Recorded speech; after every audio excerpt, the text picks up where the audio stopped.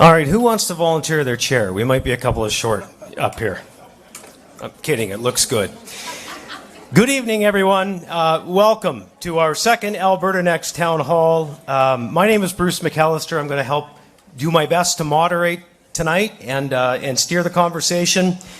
As you see, we have the Premier here. We'll hear from the Premier shortly.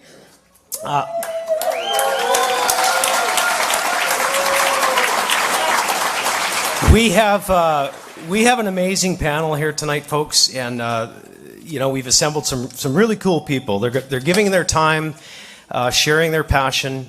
They'll share some of their stories, but mostly we want to hear from you tonight. Firstly, I want to say thank you to all of you for coming. I wish we could have had a bigger venue. I think we were going to do it in Sherwood Park, and then we moved it. And anyway, nice to see so many of you here tonight. Remind you all, the panel is here to listen to you. We want to take what you have to say away. So many diverse perspectives among Albertans, even up here on the panel. There are people that are probably polar opposites on issues. But let's acknowledge, just before we get going, the last decade has been a tough one for Alberta when it comes to dealing with Ottawa. And it's funny, we brought that up last night, and a gentleman reminded us. He came to the mic and he said, Bruce, it's not just been the last decade. It's been like this for a long time. And many of you remember the National Energy Program and all of those things.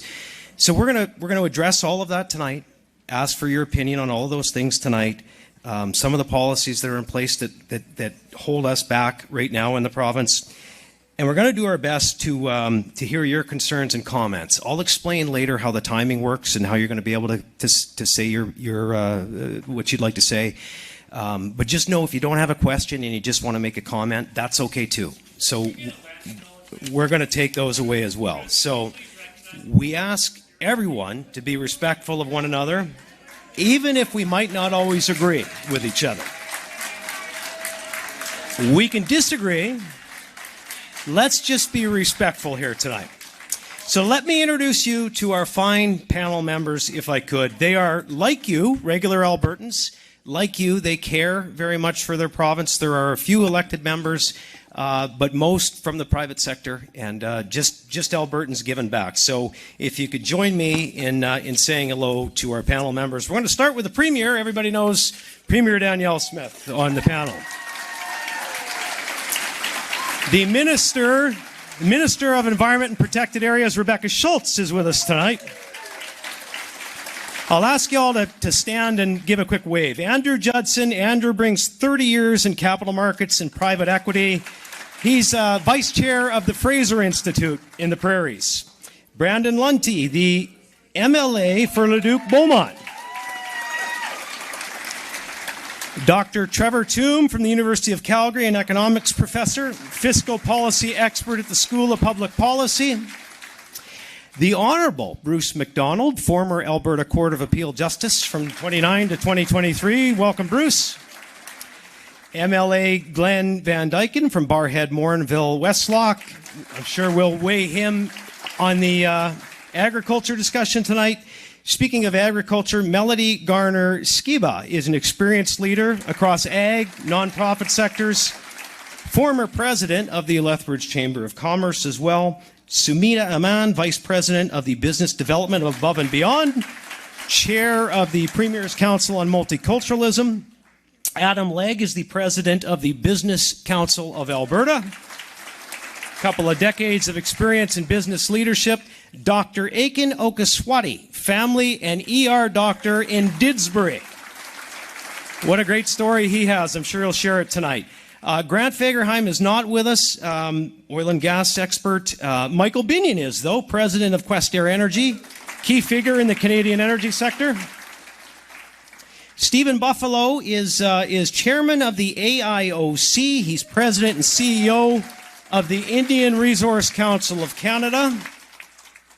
Also told me in private that he runs a hotline for disgruntled Edmonton Oilers fans. He's the biggest. We'll put up his number later.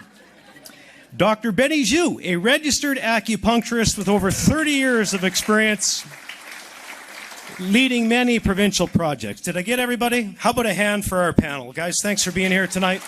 Oh, how about our latest MLA, Tara Sawyer from Old Didsbury Three Hills? Tara? I can't wait to ask her a question tonight. She's done a lot of door knocking lately. She was just sworn in this week. We'll have great context. Let's start with a word from our Premier, shall we? Premier, would you like to say good evening?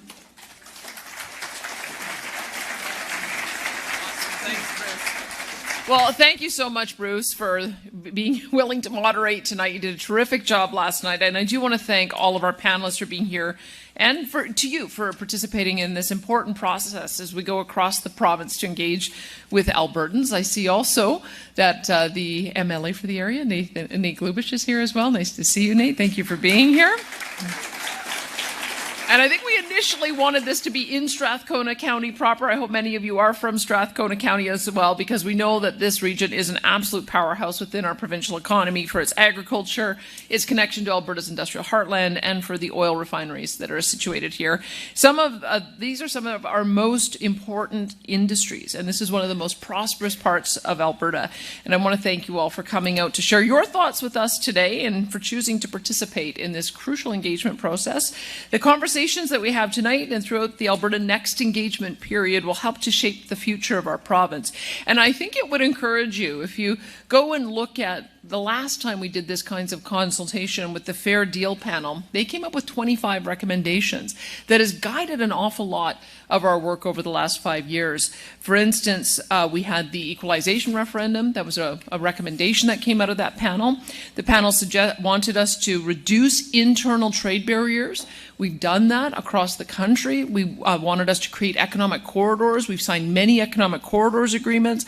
They wanted us to challenge federal legislation in our areas of jurisdiction. I think we've got about 15 lawsuits going in that regard. Establish a chief firearms officer, which we did. Create a presence in Ottawa. We now have an office in Ottawa representing us. Diversify our energy sector. We have done that in spades. Also relentlessly pursue more market access, which we have, as well as referenda and citizens-initiated referenda. All of those ideas came out of the Fair Deal panel, so I'm looking forward to see what will come out of this discussion. We do know that one of the reasons we have to do this again is because Alberta has an Ottawa problem. For the last 10 years, Ottawa, led, it must be said, by successive Liberal governments, has taken direct aim at Alberta's core industries. It's the truth. I'll tell you. Let me list them. I'll list them.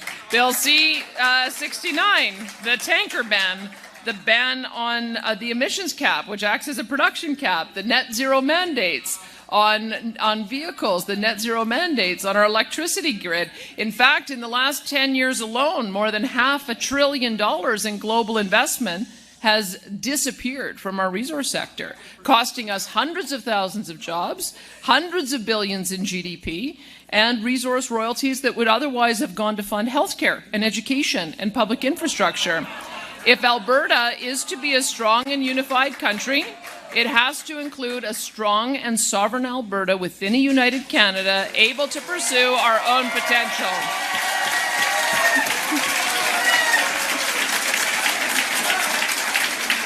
And certainly without being held back by our own federal government. And that's why we've launched the Alberta Next Panel, where your voice, your ideas, your values will help to shape Alberta's road ahead. And when the panel's finished its work, it will recommend which ideas should be put forward to the people of Alberta in a referendum vote in 2026. So regardless of what each of us believes about these issues or what path we think is best, we as Albertans have to be able to respectfully debate and discuss these issues here with our friends, with our family members, and with our neighbors. We managed to succeed in doing that last night, even though there was a range of views in the room. And I know that if we do that, in the end, our province will find the best solutions and the immense challenges that we face, and we will come out stronger and more free than ever. So I will always put my faith in Albertans to find that path. I trust Albertans, I trust you, and I look forward to hearing from you tonight.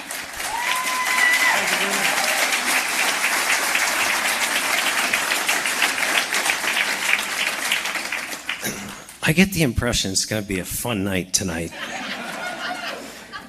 So good. Listen, we can disagree and not be disagreeable. So I'm going to go over some things tonight, and I just hope that, you know, if you really are passionate and you want to make your point, just know we're going to make time for that, to come to the microphone and do it, and hopefully you'll do it respectfully. I do have to say, if you don't, you'll probably be asked to leave, and I don't want to see that because I think everybody wants to be here. So here's what we're going to do. We have 6 short videos tonight on 6 topics, and not just these topics, but this is what we'll do. The topics we'll start with, so you know: equalization and transfers, an Alberta pension plan, provincial police force, constitutional changes, immigration reform, and provincial tax collection. This is an opportunity for you to present how you feel about those topics. And if there's one of those that you don't want to talk about, we're going to save 20 minutes, a half an hour at the end, and we'll allow you to come up and we'll speak to those. So really the goal is to hear how everybody feels about these issues. So we'll play a video, and then we're going to allow 15 minutes for discussion on each topic. And if your issue is not one of those, as I said, you can come up after. We'll have an open topic at the end. Feel free to line up at the mic while that video is playing if that's what you want to talk about. 45 seconds is what we've given for each comment, and I kind of look at it like a little bit like a basketball shot. You know, if the ball's in the air, it still counts. Look, if you're getting to the end of your question and that's obvious, nobody's going to cut you off tonight. But if it's obvious that there's another agenda, we're going to have to cut the mic. So we'll try and give you as much latitude as possible in the 45 seconds. Just please make sure that we hear from as many people as possible. Last night when we did this in Red Deer, it was great, by the way, but many people came up to each topic. And that's fine if everybody wants to talk to every topic, but I would just ask, if you're one of those people, maybe let the others that haven't got to talk speak before you come to everyone. I think that's fair. Is that reasonable? Okay. After the main event tonight, some of the panelists are going to stick around because I know many of you may not want to come up to the microphone, but you might want to talk to somebody or say something. We'll stick around and hear what you have to say afterward for half an hour or so. I think Andrew Judson said he'd stay until midnight, so he's down on the far end. And I think that's about it. So look, let's have some fun, let's be Albertans, and let's have a conversation. Let's roll the first video on equalization and transfers. Our next topic is reforming federal equalization and transfers. Since 2005, Alberta taxpayers have contributed, on average, $23 billion more per year to the federal government in federal taxes than they received back in projects, benefits, and other spending from Ottawa.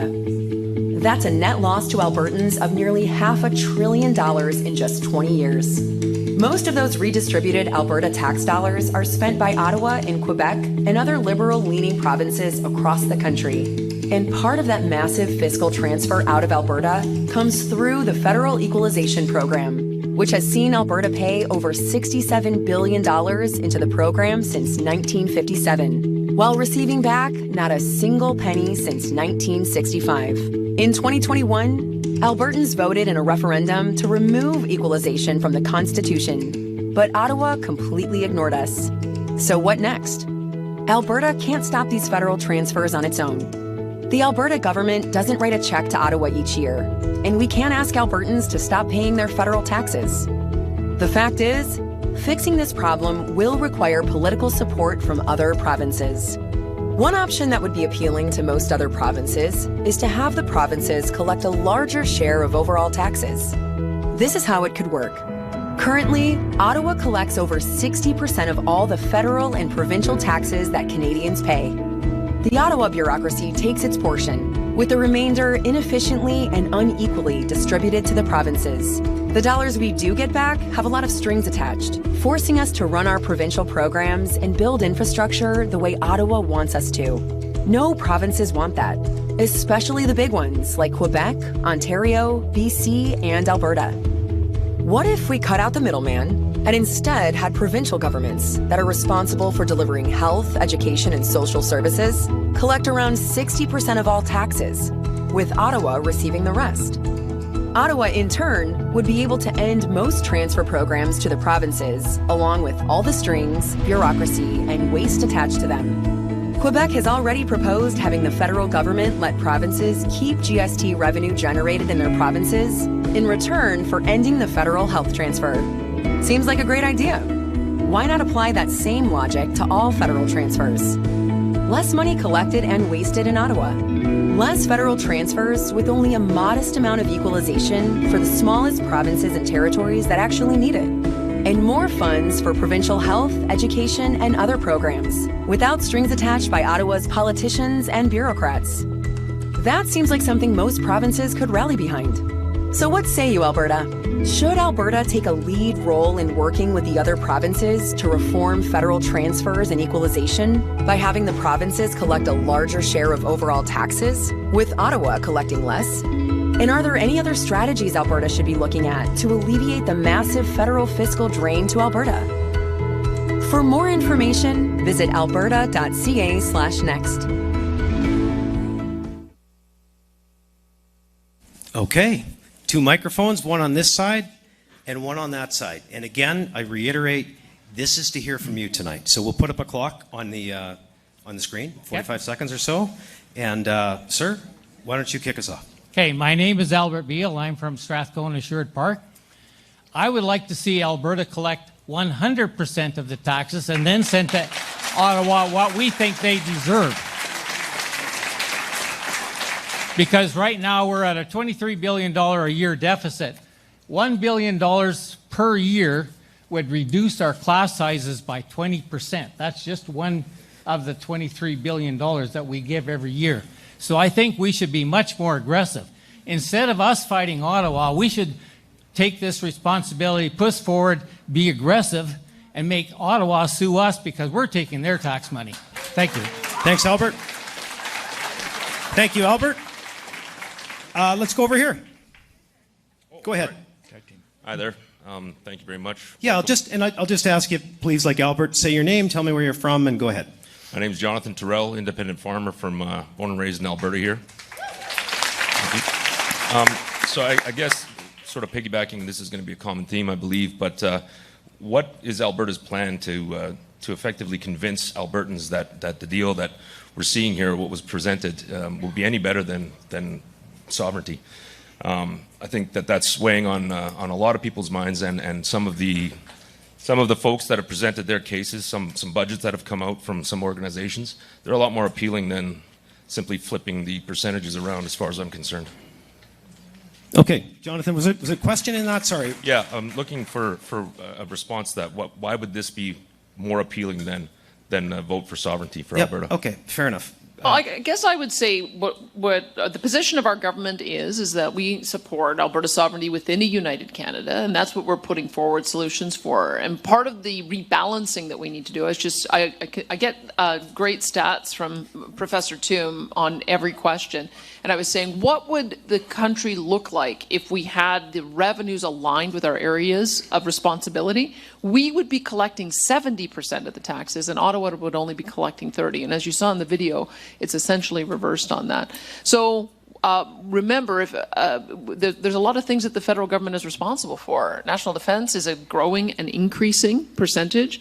We also have all of the international offices and economic missions that take place. The banking system. I mean, there's a lot of additional costs that I don't know has been costed out by that group that you would have to assume. And I feel like we should be able to get a better deal of the balance on those transfers. So I guess that's going to be up to everybody here to decide, but that's what we're aiming to do with this panel discussion. Thanks for the question. I'll tell you what, it's a real balance to try and get to as many of you and not have our panel dominate. But for this one, Professor Toom, Trevor, do you want to add any context? Well, maybe just context around equalization Sure. itself, topic of the video, and I'm sure there'll be some comments in the room on this. It's a program that's there to try and support provinces that have a hard time raising revenue on their own at average tax rates.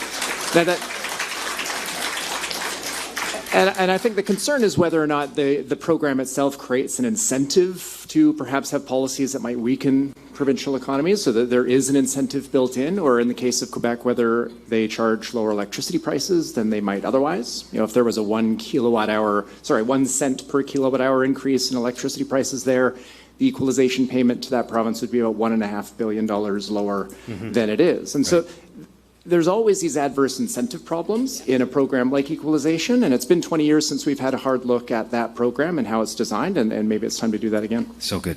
Go ahead, sir. Hello, my name is John Nyberg, and actually I'm one of these weird, strange people. I was born and raised in Alberta, rural Alberta, living in urban areas now, West Edmonton, but I apologize that I'm an Albertan. Actually, the question is, equalization should be equal. So why should Alberta subsidize other provincial social and infrastructure programs that seem to be better than Alberta's? Albertans are paying for policies and programs in other provinces that Albertans do not have or wish to pay for. And this is not Alberta doesn't have a social license for expensive progressive initiatives. Yep. And for example, why should we have to pay for somebody else's steak dinner when we're eating hamburger when we don't want to borrow money to pay for the meal? Got it. And Albertans try to keep their provincial debt down, yet other jurisdictions, as you mentioned, are running massive deficits that Alberta has to pay for through interest through the equalization programs. Got it, John. Look, I know your point. Absolutely. And thanks. I think we just addressed it to a degree, but I squarely see where you're coming from. So next opinion, over here. I propose, starting this fall, that Alberta collects 100% of the taxes and do it with or without working with other provinces. Can we make this happen this fall? So interesting enough, we actually have provincial tax collection as one of the 6 topics. So you're going to want to come back to the mic when we talk about that one. I'm talking about federal taxes. Collect 100% of the federal and the provincial this fall. So you're talking about taking a larger percentage. I'm saying take them all. Take it all this fall. Gotcha. Let's get this done. How many agree? Gotcha. Go ahead, Premier, if you want to comment. I think even in Quebec, where they do have their own provincial income tax collection, the federal government still directly collects its share. So even in Quebec, Ottawa has not acquiesced to having the province do that. And so what you would be asking is for every person in this room and every business to be out of compliance with the Federal Income Tax Act. And so that's part of the problem, is that unless we have an agreement with Ottawa to collect all of the taxes, all we have the jurisdiction to do is to collect our own share. But you'll see the video a little bit later, and we'll discuss whether or not that makes sense for us. Absolutely. Over here. I'm from Luke Scarab from Strathcona County. I just want to say thank you very much for the opportunity to engage in discussion. We got a great panel, great host, so looking forward to the evening. The point that I want to make is around how do we implement this? So we're having discussion, dialogue on different ideas. And for me, when I think about this, we need to get our strategic advantage back. When I think about Alberta getting our fair share, there's some things we have to do to punch above our weight or punch out our weight. The 2 things that stand out to me, number 1 is getting more control of the finances, the funds, as some of the speakers before me have said. And the other one, as a proud Canadian, is having the referendum. Do we stay or do we go? And not to say which way we should go, but when you do that, you're going to get more leverage back. It's more bargaining power. What can we do to increase the bargaining power to get a better deal for Alberta? Thank you. Yeah. So good. Luke, thank you. There was a lot there to chew on. Bruce, I don't know if Michael wants to weigh in on this, because he's, I think, in the previous panel discussion, talked about the ways in which Quebec has used its power to get more tax points and more opt-out with compensation. Can you talk a little bit about that, Michael? Okay, I found natural gas in Quebec, and so I've had the privilege of spending quite a bit of time there, and I worked very closely with Lucien Bouchard and also with Jack Parizeau, who is a shareholder of mine, and so I spent a lot of time understanding how Quebecers look at this problem and how they've been able to exercise their political power so much more effectively than I think Alberta has. I will just say on the equalization itself, and one comment from Pauline Marois, also a former premier that I knew, is it is designed to allow provinces to have equal services, which in theory should mean they don't need to get the federal government involved in provincial issues because they can afford them. But it hasn't worked that way because the federal government still interferes in spite of that, even though we've paid so that they don't have to, they still do. And I will say Pauline Marois' direct quote was, "We should not develop our oil and gas until we're independent so that we don't have to give any of the equalization money back." Excellent. Michael, thank you. Premier, you should know that I just tapped him, and that's where we were going next, but thank you. Over here, I think we've got a very young member that wants to comment. I lived in Quebec for 20 years, and they absolutely waste our money like you would not believe. It's time to stop money to send those people and leave Canada as fast as possible. Thank you. Okay. All right. Rapid fire. Over here. Hi, my name is Steve Ricketts. I'm from the community formerly known as Sherwood Park. Good day. I will make a Treaty 6 acknowledgement. It was probably just an oversight on your part, Bruce. Well, you can use your 45 seconds, sir, however you like. So here's the thing, and the Premier started off making the comment about a prosperous Strathcona County. You know what? That's absolutely true. And as somebody who lives in Strathcona County, I'm only too happy to share my wealth, my taxes, with the portions of Alberta that are less well off. As a Canadian, I'm quite happy to use my taxes, my contributions to help other provinces that are less well off too. There are a lot of legitimate concerns being raised about our role in Canada, the number of MPs, number of senators. Those should be focused on. What dismays me is the language and the rhetoric being used by the Premier and others to inflame Albertans. 45's up. Thank you so much, sir. Thank you. You're welcome, Bruce. Okay. Let's go over here. If I may, Bruce, I think the conversation around equalization has really developed since our equalization referendum. Newfoundland and Labrador is one of the most indebted jurisdictions in Canada, and they are a net payer into Confederation with money going to Ontario and Quebec.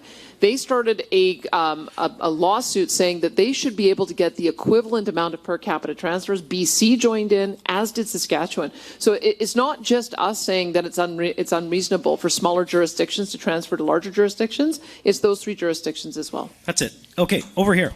Hi, my name is John. Obviously, I'm old and experienced. In brief, I've lived in about 7 different areas of Canada, spent more time in Alberta.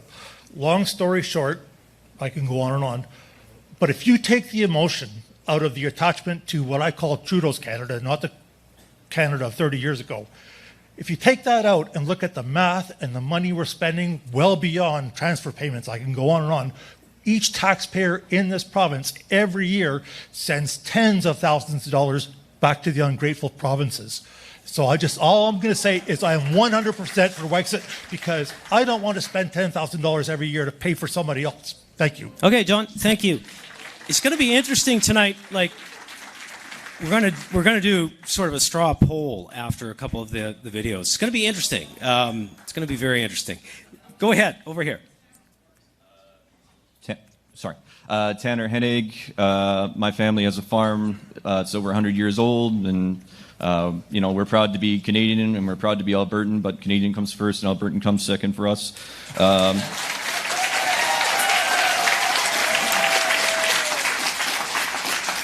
My question on the equalization payments is the fact that I think last year the federal government gave the Alberta government $8.1 billion for social services to be used in healthcare, education, and other social services and assistance.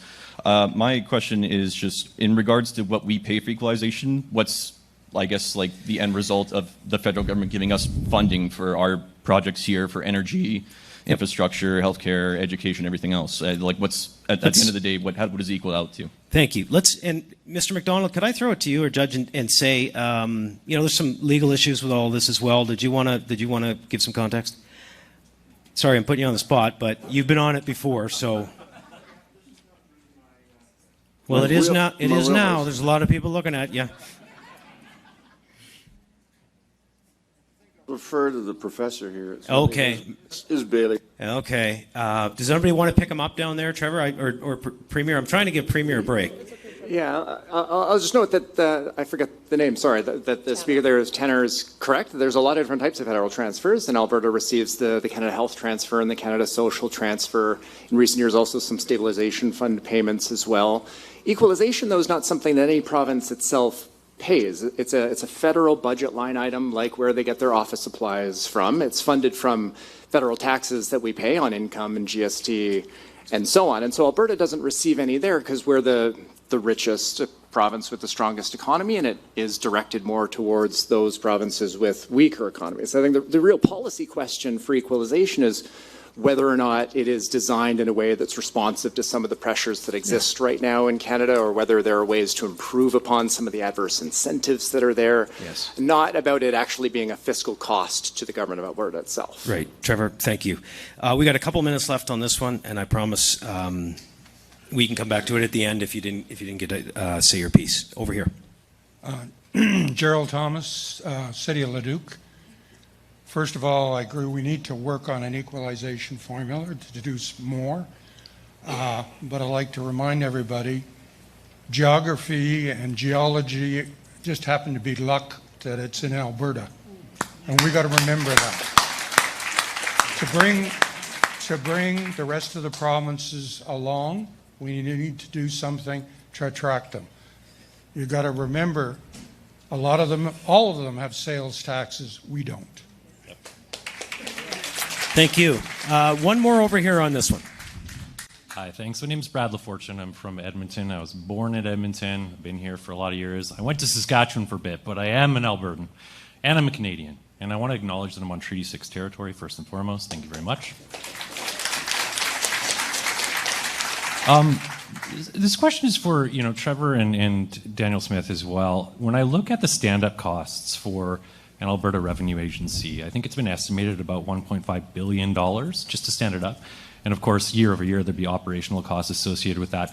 I'm wondering how we can justify that at a time when we're underfunding public education, healthcare, and social services. Thank you. Okay. Bruce, I think that's going to be the next one of the other panel discussions. Yeah, like we haven't seen the video on that one yet, so why don't we? Okay, well, wait. We let that one play? Well, wait. But Andrew Judson from the Fraser Institute. What I'm wondering is, I know you guys have done some work on this. Did you want to weigh in on this topic? Because I've got you down for a few, but do you want to just bookend this one? Well, then I'll call a friend. Okay. God, you and McDonald are killing me up here. If I can just do one more, just to put into perspective, because a lot of people think that Alberta's success is luck. You know what? Quebec is very lucky to have been able to have an historic 70-year agreement with Churchill Falls that got subsidized electricity. They're very lucky also to have aluminum and all of the minerals that they could develop. They're very lucky to also have natural gas that they could develop. They have a 200-year supply of natural gas. And to Trevor's point, just to know that their subsidized electricity means that their people pay 4 cents a kilowatt hour less than other jurisdictions. And if it's 1 cent equals 1.5 billion, that's $6 billion less in equalization they would get just by charging market rates for electricity. And then if they decided to use their luck and develop their natural gas, they probably wouldn't need equalization at all. So initiative matters, and we shouldn't be punished for our initiative. I think that's one of the things that I keep hearing.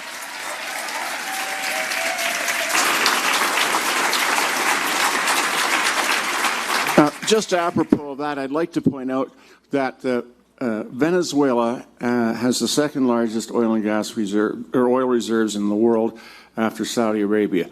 Alberta is third. Now, we have managed our resources far better than they have in Venezuela. They had the luck to have more oil than we do, and they have completely and utterly mismanaged it. So to say we're lucky, yeah, but we've worked to make it an effective system. Okay. So I'm going to do my best to hear from as many as you as possible. So let's get the next video ready to go. If you didn't get to this one and you want to say more, you can at the end. Sorry, Andrew. Oh, we have a lady at this microphone who got missed. Perhaps you didn't see her behind the column. I didn't see what? There's a woman here at the microphone. One last comment. Yes, Andrew. Sometimes we have to shut it down and move on, but I'll go to this lady. Thank you. And I'll be very quick. With all due respect, the Honourable Mr. Justice MacDonald, if you have, I've been in court for a long time, and I was with Mr. Barish, Brian Barish, and he brought forward a book called the Income Tax Act, which he said has far more power than the criminal code. He was reading it and he found it really, really strict. Please don't advise people to not pay their taxes to Ottawa and break the law. Thank you. Hold on Okay. now. I want to make it clear. I've never advocated that. Bruce. I've never advocated that. No, Let's you be didn't. clear. You didn't say that. But here's what happens, guys. Like, you got to let me drive, okay? because it's a tough night. I want to hear from as many as possible. Alberta pension plan video, that's where we're going. Can we roll it? Thanks. Our next topic is creating an Alberta pension plan with the same or better benefits than the Canada pension plan. With a younger and more productive workforce, Alberta workers contribute about $3 billion more each year to the Canada pension plan than Alberta seniors receive in benefits. Alberta has the constitutional right to exit the CPP. And if we did, federal legislation says that Alberta would be entitled to a sizable share of the CPP assets that we could use to start our own provincial pension plan, so long as we guarantee comparable pension benefits for seniors. Quebec made the decision to start its own pension plan decades ago, and they have an agreement with Ottawa so that all retirees receive their full pension benefits, whether they worked in Quebec, retired there, or some mix of both. Alberta could negotiate a similar arrangement with Ottawa if we created our own pension plan. There are more factors to consider as well. Currently, virtually all investment decisions and management of the CPP is conducted by folks working in Ottawa and Toronto rather than Alberta. While the CPP's mandate is to maximize pension returns, in recent years, the CPP annual reports have shown an increasing focus on emissions reductions and DEI concerns, which do not always result in the highest rate of returns for the pension plan. CPP management has also become bloated and expensive. 20 years ago, the CPP had only 150 employees, with operating costs of $118 million. Today, it has ballooned to more than 2,100 employees with operating costs of about $6 billion. If Alberta opted to commence its own pension plan, the fund would be managed out of Alberta by Albertans, and investments could be focused exclusively on maximizing returns rather than adjusting for carbon dioxide and DEI-related objectives. With that all said, the CPP has consistently generated healthy returns and is a stable and critical source of income for seniors in Alberta and Canada. So, what are the benefits of Alberta choosing to withdraw from the CPP to create its own pension plan? 1. A big upfront payout. Alberta would get back a significant lump sum by exiting the CPP. The chief actuary in Ottawa has indicated our share would be at least $140 billion. That's plenty to start and build a strong Alberta pension plan from day one. 2. Better benefits for seniors, lower premiums for Alberta workers. Thanks to our younger, more productive population, an Alberta pension plan could result in Alberta workers paying lower pension premiums on their paychecks, or seniors enjoying higher pension benefits, or a mix of both. 3. Local control and boosting our economy. An Alberta pension plan would be managed right here at home, creating more jobs and growing Alberta's financial sector. We would also be insulated from the economic and demographic decline in Canada. Our investment decisions could also be steered clear of ideological decision-making and instead remain focused on the long-term rate of return for Alberta pensioners. But there are some risks to consider. 1. Uncertain payout. The CPP exit rules aren't clear in the federal legislation, and Ottawa is notoriously anti-Alberta with its decisions. So the size of the lump sum Alberta is offered could be lower than it should be. This could result in a lengthy court battle with the federal government, and it could lower our ability to increase benefit payments for seniors or lower premiums for workers. 2. Long-term risk. As with any pension plan, if the plan is mismanaged or Alberta's economy and demographics fall behind Canada, premiums would have to rise in the future in order to guarantee our seniors the same benefits they enjoy today under the CPP. Regardless, as with Quebec, Alberta's government would still be able to guarantee that an Alberta pension plan provide the same or better benefits to Alberta seniors as they now enjoy under the CPP. 3. Portability concerns. The Quebec pension plan and CPP have an agreement in place to ensure pensioners get the same single pension, regardless of where they worked or lived in Canada during their career. Alberta would expect a similar arrangement with Ottawa, but it is not guaranteed. So, should Alberta withdraw from the CPP, and use Alberta's portion of the CPP to create our own Alberta pension plan? Or should we continue with the CPP as we do now?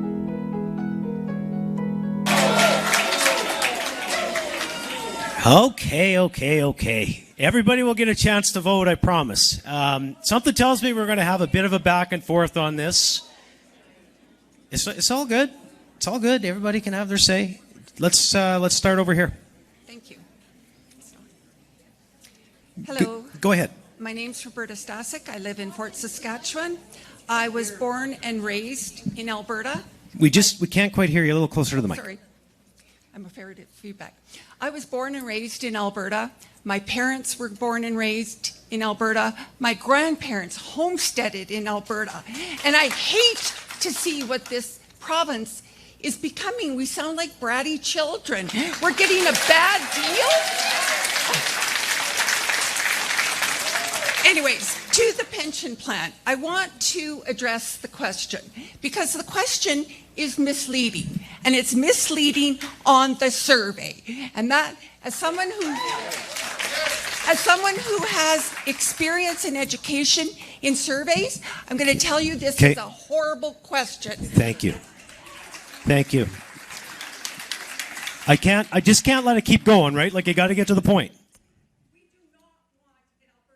Okay, gotcha. Thank you. Over here. Thank you. My name is Hans Smits, and I'm from Edmonton. Sorry, I didn't get your name, sir? Hans Smits. Hans Smits. Thanks.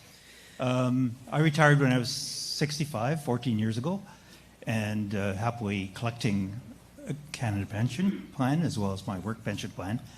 I wonder if you could explain how moving away from a very large pension plan, the CPP, which is apparently one of the best pension plans in the world, and moving that to a much smaller jurisdiction, which would make it much more liable to the ups and downs of the market, for one thing. And how that would then really ensure the security of Albertans. Fair. It's not just for people like me, but also for sure. And just one other point. Okay. What guarantees would there be that this Alberta pension plan would not be used for so-called ideological ends? Got it.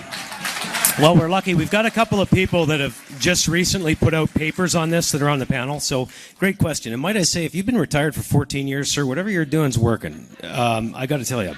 Let's go. I'm thinking maybe Andrew Judson.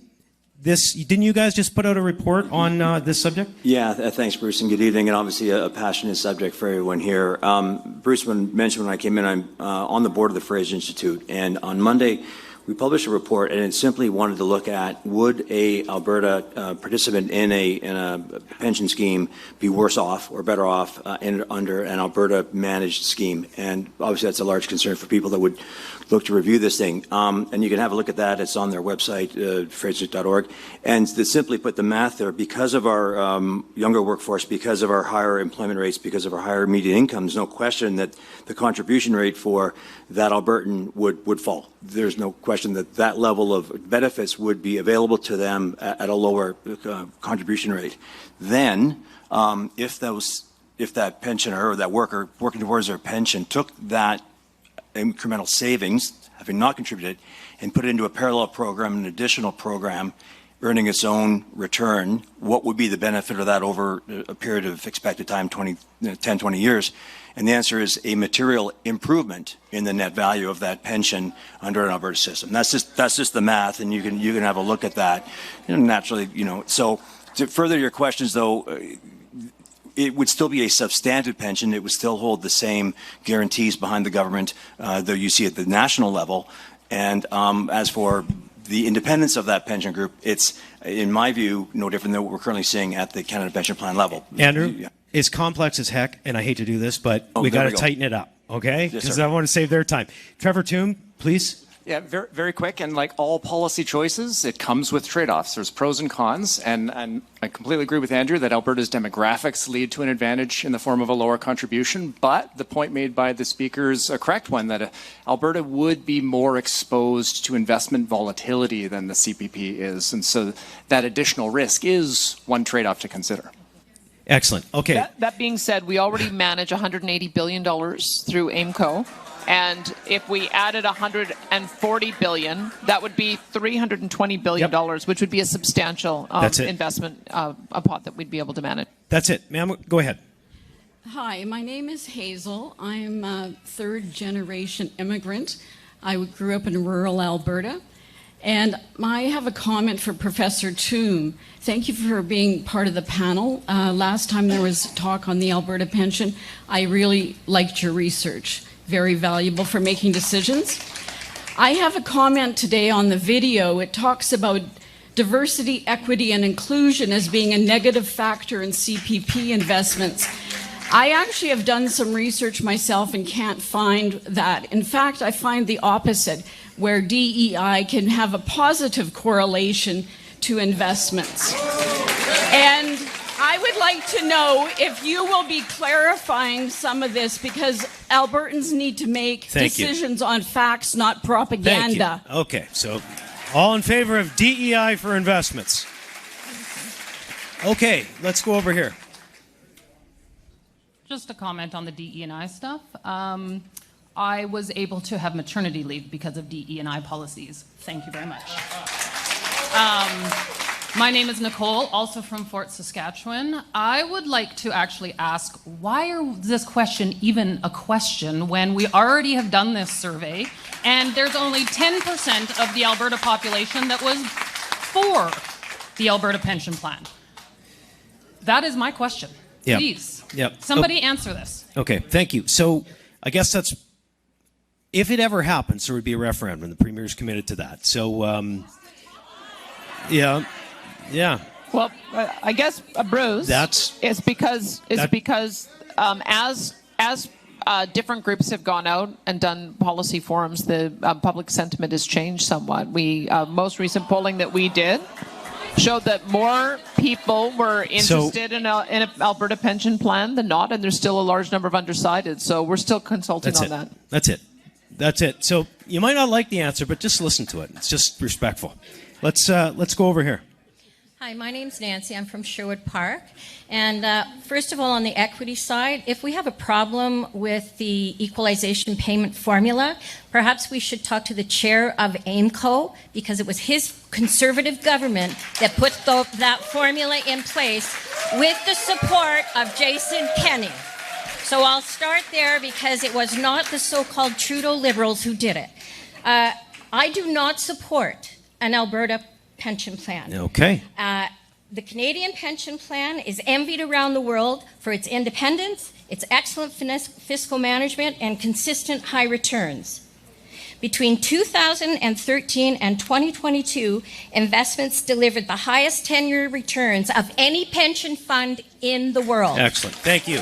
Appreciate it. Thanks for your time. Okay, we'll come to this side. Go ahead. Again, I'm from Alberta. I am Métis, and I support CPP for the simple reason I agree with the other 77% who said no. Why are we still doing this? Okay, thank you. Thank you. It's going to be interesting to ask. Go ahead.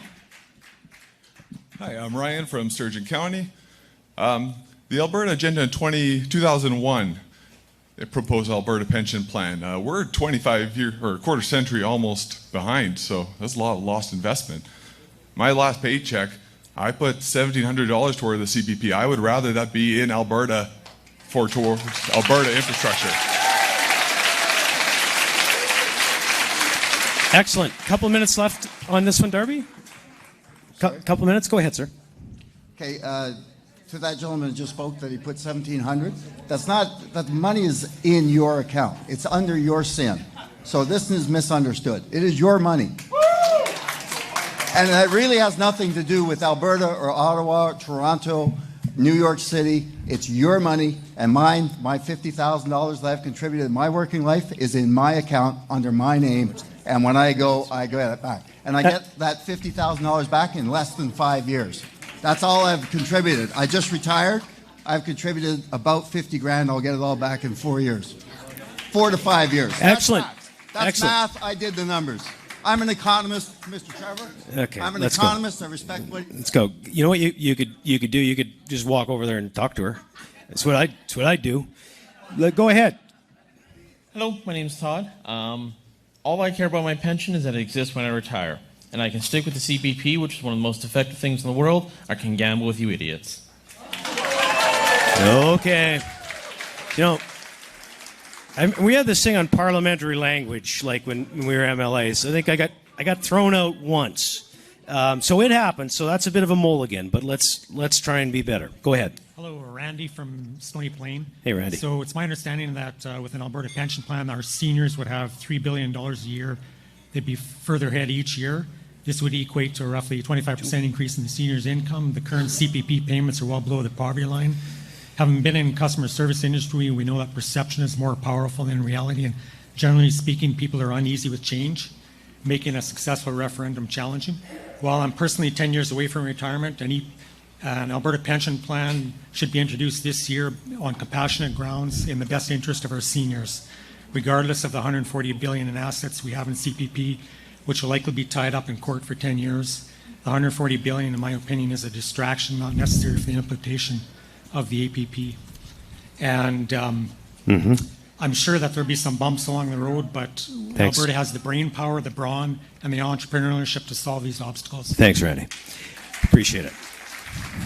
We've got time for maybe one or two more, and then we're going to go to the next. We're going to do a poll, so get ready. Let's go over here. Hello there. So I just want to double check something with the fact about the Alberta pension plan. Two questions. Where is the money from the CPP, given the fact that the federal government has internalized that as part of the balance sheets, meaning that the money that's supposed to be at the CPP was in fact at the balance sheets for the government in order to offset the massive debt that we have in Canada, question one. And two, given that the CPP board is directly appointed by the finance minister of Canada, what mechanism do we have and will have that the Alberta pension plan will be a state away from the Alberta government control? Thank you. Okay, Trevor, do you want to address that? Yeah. Quick answers to both questions. To the first question, the CPP finances are not on the federal government budget. It is a separate entity. And to the second question, it's not something that's unilaterally controlled from the federal government either. Changes require 2/3 of the provinces representing 2/3 of the population, plus the feds, in order to make changes. Okay, so we ran this one right out of time. If you didn't get to speak, I promise at the end, come on back. And I want to remind people, if you've already spoken, just unless it's like a major burning desire on the next topic, please let somebody that hasn't spoken go up ahead of you, because we'd like to hear from as many people as possible. All right, on the Alberta pension plan, who would like to see a separate APP? Hands up. Who likes things the way they are, CPP?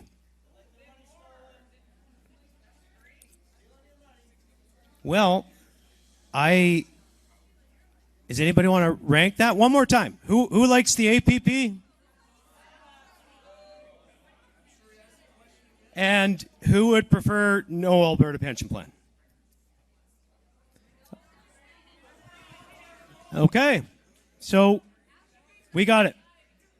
The next video that we're going to watch is on a provincial police force.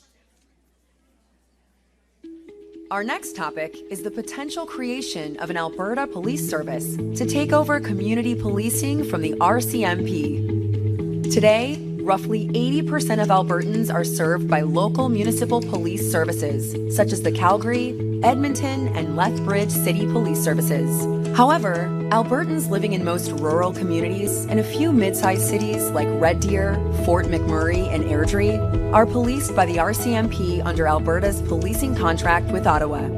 And as is the case with most federal agreements, Alberta is getting shortchanged. To be clear, RCMP police officers and staff aren't the problem. They do all they can to protect us with the resources they have. The problem is Ottawa.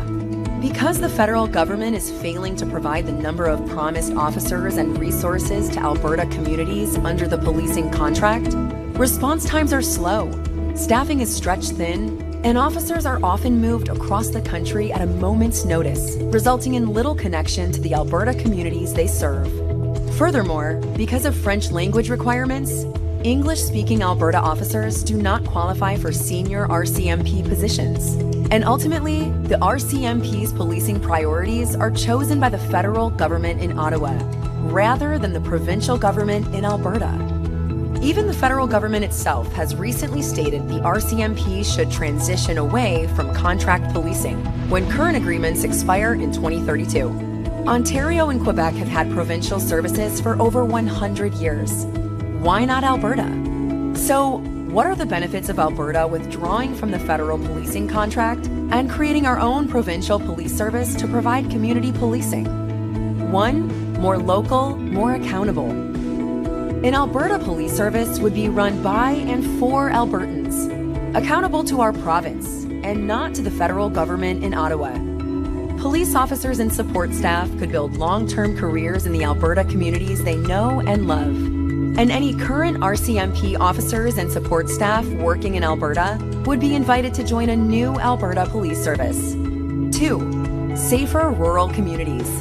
With local recruitment and stable placements, rural response times would improve considerably from where they are now, and coverage would become more reliable and tailored to each municipality and region. This is especially important in underserved rural Alberta communities. 3. Flexible, made-in-Alberta solution. Most Albertans already have local police services. The province would assist larger communities like Red Deer, Fort McMurray, and Airdrie to transition to their own police services, while smaller, rural communities would be policed by the new provincial police service. And of course, nothing would change for Edmonton, Calgary, and other communities that already have municipal police services in place. But there are also potential drawbacks to consider. 1. Startup costs. Establishing a new police service requires significant initial investment. Hiring officers, buying equipment, building training infrastructure, and training personnel. Ultimately, the startup costs could reach into the hundreds of millions over several years. 2. Loss of some federal operational funding. The federal government currently covers 30% of RCMP contract policing costs. It is therefore likely that there will be additional ongoing operational costs for the province. However, municipalities would not be saddled with those costs. So, should Alberta create an Alberta Police Service to take over community policing from the RCMP?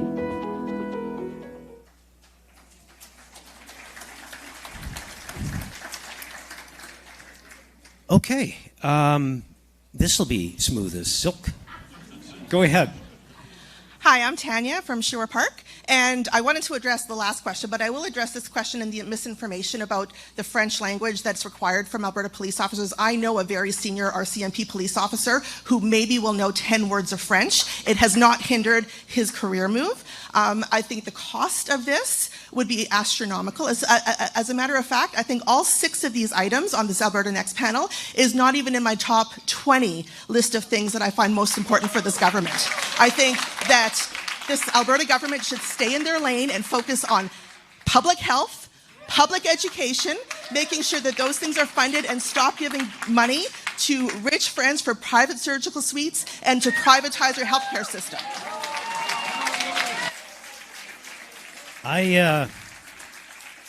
Bruce, can I just say that the RCMP has previously confirmed that all deputy and assistant commissioner positions in Ottawa are designated bilingual, as are positions held by civilians within senior staff. CBC has also reported that the RCMP has had to implement new measures to ensure that senior managers and people that want to be senior managers are bilingual. So I just needed to do a bit of a fact check on that one. Yep, 100%. Okay, on the provincial police force, what are your thoughts?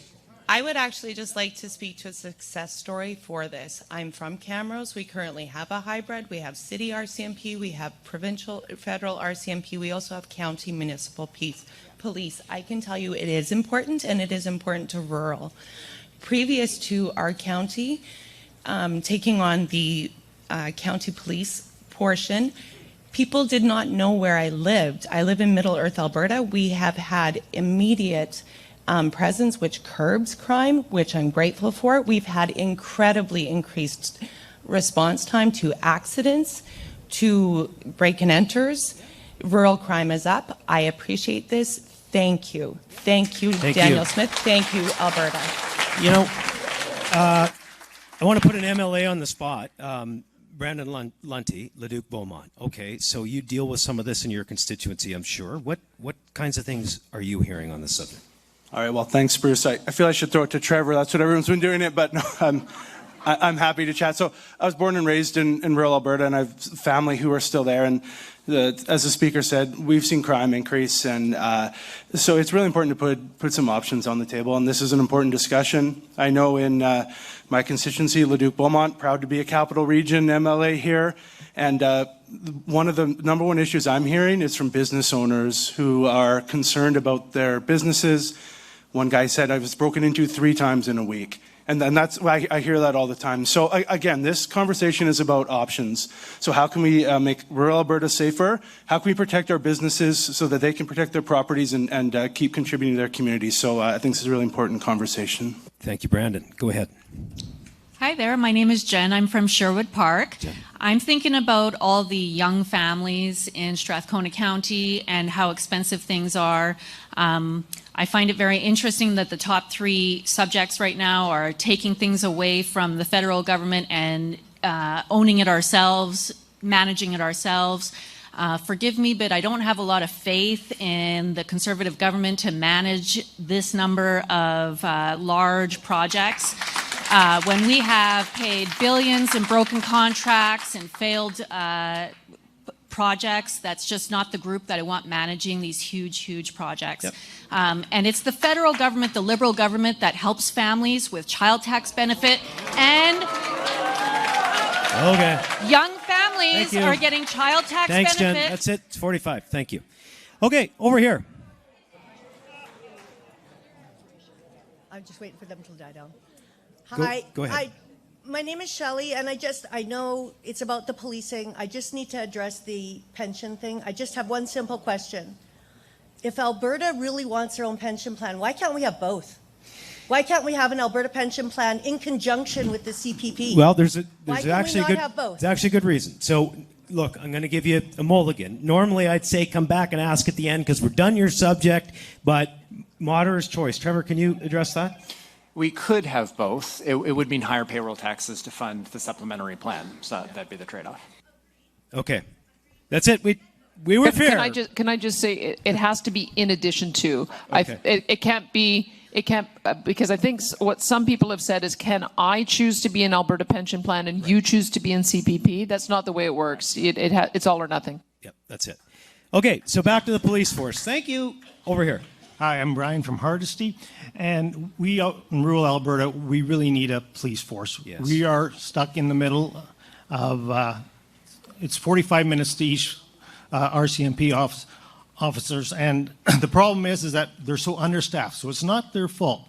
But we really need to have a police force that lives in our community, works with our people, and grows and works with the communities. Thanks. Okay.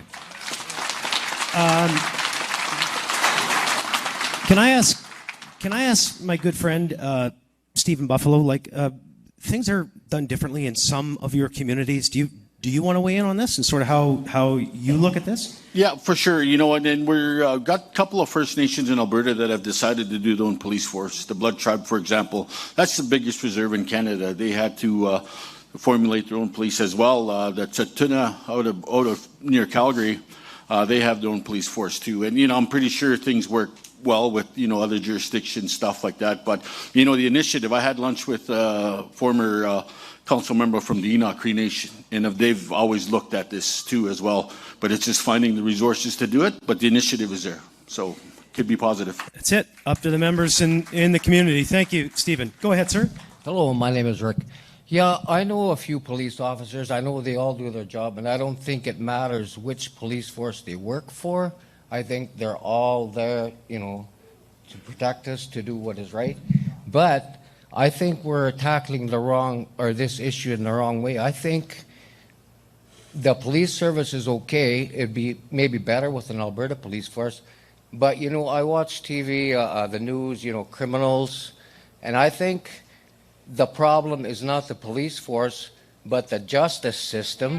How they are not, they're letting criminals go, and they're not doing a proper job. I think there's a lot of corruption in the justice system. Judges being paid off. I'm not naming any names, but I think it is deeper. More important. It's a great point, and I want somebody to address it. Well, I'm going to interject, and I have differences with a lot of my fellow judges for philosophical reasons, but I categorically reject that there's been any judge at any time in Alberta that's been paid off. That is a scandalous comment to make about the judiciary of this province. For all its failings, is at least honest. Mr. McDonald, could you address the issue, the broader issue, the subject of what we're talking about? Well, that has to be, the catch and release is of course built into the criminal code, which is a matter of federal responsibility. So that is something that the province has no direct control over, and I understand that our province and others are dealing with Ottawa to try to get them to tighten up the bail requirements, and I think it's long overdue. Thank you. And I will say that if you've ever seen Mike Ellis do an interview, the Deputy Premier Public Services, Public Safety Emergency Services Minister, he is always pushing on that very point. The catch and release system isn't working. I think federal politicians might be starting to get that. Hopefully we'll see some change. Who knows? Go ahead. Tanner here again. The website states that close to 80% of Albertans are serviced by municipal police forces. I took the populations of the municipal police forces. It accounted to just 60% and not the 80 as stated. That's just one thing. But I think the biggest problem here is the expenses. That's what everybody kind of has the problem with, is just how expensive it's going to be. The expense for the RCMP expected this year is $4.8 billion. It's divided by every Canadian taxpayer, which comes out to about $121 for this year per person. The expenses for the OPP in 2019 was $2.8 billion, and for the population of Ontario in 2019, it amounted to $195 per person, and that was only in Ontario. Paid 62% more than the RCMP. And we have a manpower issue as well with just getting recruits. Like that one person said with the RCMP, they have a manpower issue. I don't know how we're going to resolve that, and as well as just buying new facilities, as well as support staff. Got it. Just Got everything. it. So let's look at the finances, right? It's a great question. Fair point. Anybody? First of all, Alberta owns all of the assets associated with the RCMP. So if there was a replacement, we would get all of those assets. Secondly, Grand Prairie just went through this exercise. And what they discovered is that they could either save $8 million by having their own municipal police force, or they could double their force. And so that's what they've chosen to do. So instead of having 55 officers, they're going to have 110 officers for the same budget. And when they did a call for resumes, they had 200 people who applied. So I would say that is the reason why we've supported municipalities in doing this kind of research, to see if there is a better way for them to do it. Right. So municipality-led. Okay. The answer to this question is yes, but we need to talk financials. Currently, the Alberta Sheriffs are the lowest paid peace officer body in Alberta. So let's not only expand the Alberta Sheriffs, let's pay them more. So let's talk the financials on this. When are the Alberta Sheriffs getting a raise? Well, I know we're big fans of the Alberta Sheriffs. Premier, I'm not able to answer that question. I think Minister Schultz should, just to put her on the spot. I don't think the finance minister would like to read me making comments about bargaining outside of the bargaining process. But of course, there is a process for public servants, including the sheriffs, to go through that process. But I can tell you that our government has been very supportive of expanding the sheriffs, including scope, and ensuring that they're able to help out in areas, certainly as a Calgary MLA, and I know the same as Edmonton, where there were gaps in service. The sheriffs really stepped up to fill in those gaps and help make sure that our communities are safe. And I know the Premier has been advocating for that, as has Minister Ellis. Right on. Okay, over here. Hello, I'm Chara Giddings. I'm originally from Han, Alberta, grew up in rural Alberta. I now live in St. Albert. And I just want to say, first of all, I do not recall this particular issue being part of the Premier's campaign platform. I believe she actually took it off of her platform, so I don't understand why this is even being brought up, because this is not something that anyone voted on during the election. Also, I don't understand where you're going to get, as Alex mentioned before, where you're going to get the bodies for this, because the sheriffs are looking for people, the EPS is constantly looking for people, RCMP is looking for people. And also the sheriffs are not at all even close to being trained for any kind of level of this. They are very low police officers. And being born and raised in rural Alberta, you know, our RCMP are part of the community. Yep. They are always there. They are, they know everyone in all the rural communities. So you're making it sound like they don't know anyone who lives there. Gotcha. Let me make one point, and I don't know if somebody up here wants to chat to that, but nobody up here or I think out there is saying anything derogatory about the people that serve us. Wonderful. What the question is could there be better service for communities, and should communities make that choice? And I think that's what we're talking about. But nobody is criticizing RCMP or people, just to be clear, okay? Did anybody want to go ahead? Well, when we changed the act that governs sheriffs to allow them to be affirmed as police officers, that's in addition to all the different forces that we have right now. It's not in replace of. And there are, in fact, 650 of those officers that we believe already have the training in order to be able to be affirmed as police officers. We have a fugitive apprehension team that has caught thousands of bad guys under warrant. We have a scan team that shuts down drug houses, a surveillance team that works in collaboration with all of the police forces. We've got our border control, our patrol team, and increasingly we're being asked by municipalities to set up detachments. We've got 2 municipalities that want to set up sheriff's detachments. We've embedded sheriffs in both Calgary and Edmonton. I met with the new police chief in Calgary, was very delighted at the collaboration that they're having with the sheriffs. So it's in addition to, and I think that is in keeping with everything that we have said that we're going to do. The question is, the RCMP contract comes up in 2032. When Trudeau left, he issued a white paper saying that it is his view that we should move towards having the RCMP do higher order policing functions and get away from community contract policing. That is a federal government position paper, and that is the question that I think we're asking about. We haven't made a decision on that yet. Okay, you know what would be perfect right now, because I've been told to move on from this subject? It would be perfect if we had a former police officer at a microphone that could address this. That would be awesome. Bruce, I see one. Do you want to introduce yourself? I was trying to lay low. Guy your size can't lay low. Well, let me start by thank you, Bruce, and Premier, Minister, MLAs, and public members for coming. My name is Steve Young. I'm from Edmonton. And I just want to underscore the fact that men and women of the RCMP are doing an awesome job. Okay, and having worked with them and interacted with them. But this is not about the men and women. It's about governance. It's about accountability.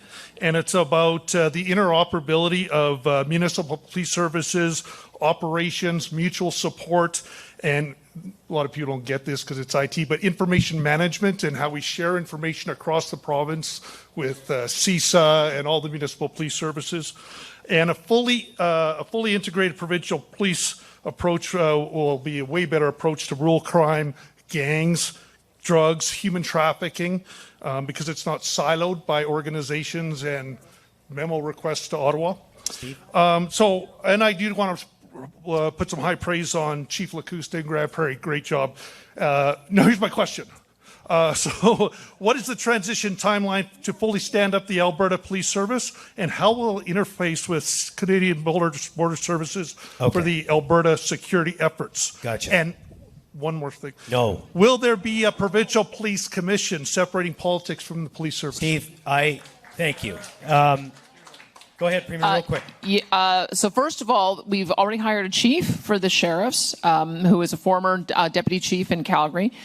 He will be building out his force with the senior leadership, and then we'll affirm the 650 officers that already have the training, who will also be identified as police.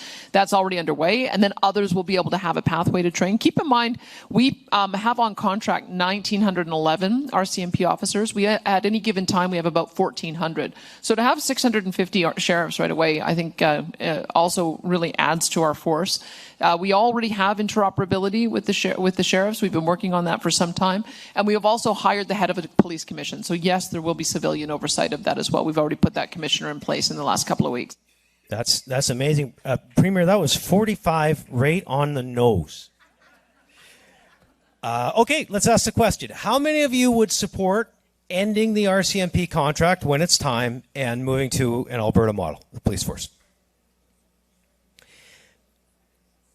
Who would be opposed to that? Excellent. Thanks for your participation. That was a very good discussion. The next discussion will be on constitutional changes. Here's the video. Our next topic is Alberta taking a lead role in working with other provinces to pressure the federal government to amend the Canadian Constitution to empower and better protect provincial rights. The Canadian Constitution, including its Charter of Rights of Freedoms and sections on the division of powers between the federal and provincial governments, is foundational to our democracy. The enforcement of the Constitution by governments and the courts ensures our rights and freedoms are protected, and that our provincial and federal governments generally function as they should. But no document is perfect. Some things that made sense 150 years ago may no longer make sense today. That is why the Constitution contains an amending formula that permits the Constitution to be altered should enough provinces and the federal government agree to it. Over the last decades, several outdated and unfair problems with the Constitution have been identified, but no tangible progress has been made to fix them, due primarily to a lack of federal and provincial leadership. Examples of proposed constitutional reforms include the following. 1. Amending the division of powers to indicate that core areas of provincial jurisdiction, including over natural resources and health, are immune from federal legislation, and to also ensure that in shared areas of jurisdiction, such as agriculture and immigration, provincial laws prevail over federal ones. 2. Imposing constitutional limits on the federal spending power in areas of provincial jurisdiction, including a provincial right to opt out of federal spending measures with proper compensation should they so choose. 3. Adhering strictly to representation by population in the House of Commons. Right now, those living in smaller provinces are greatly overrepresented when compared to those living in larger ones. 4. Either abolishing the Senate entirely or having it actually represent provincial interests as originally intended by mandating an elected Senate with the same amount of senators representing each province. 5. Allowing provinces to appoint their own King's Bench and Court of Appeal justices, rather than having those appointments made by the federal government. 6.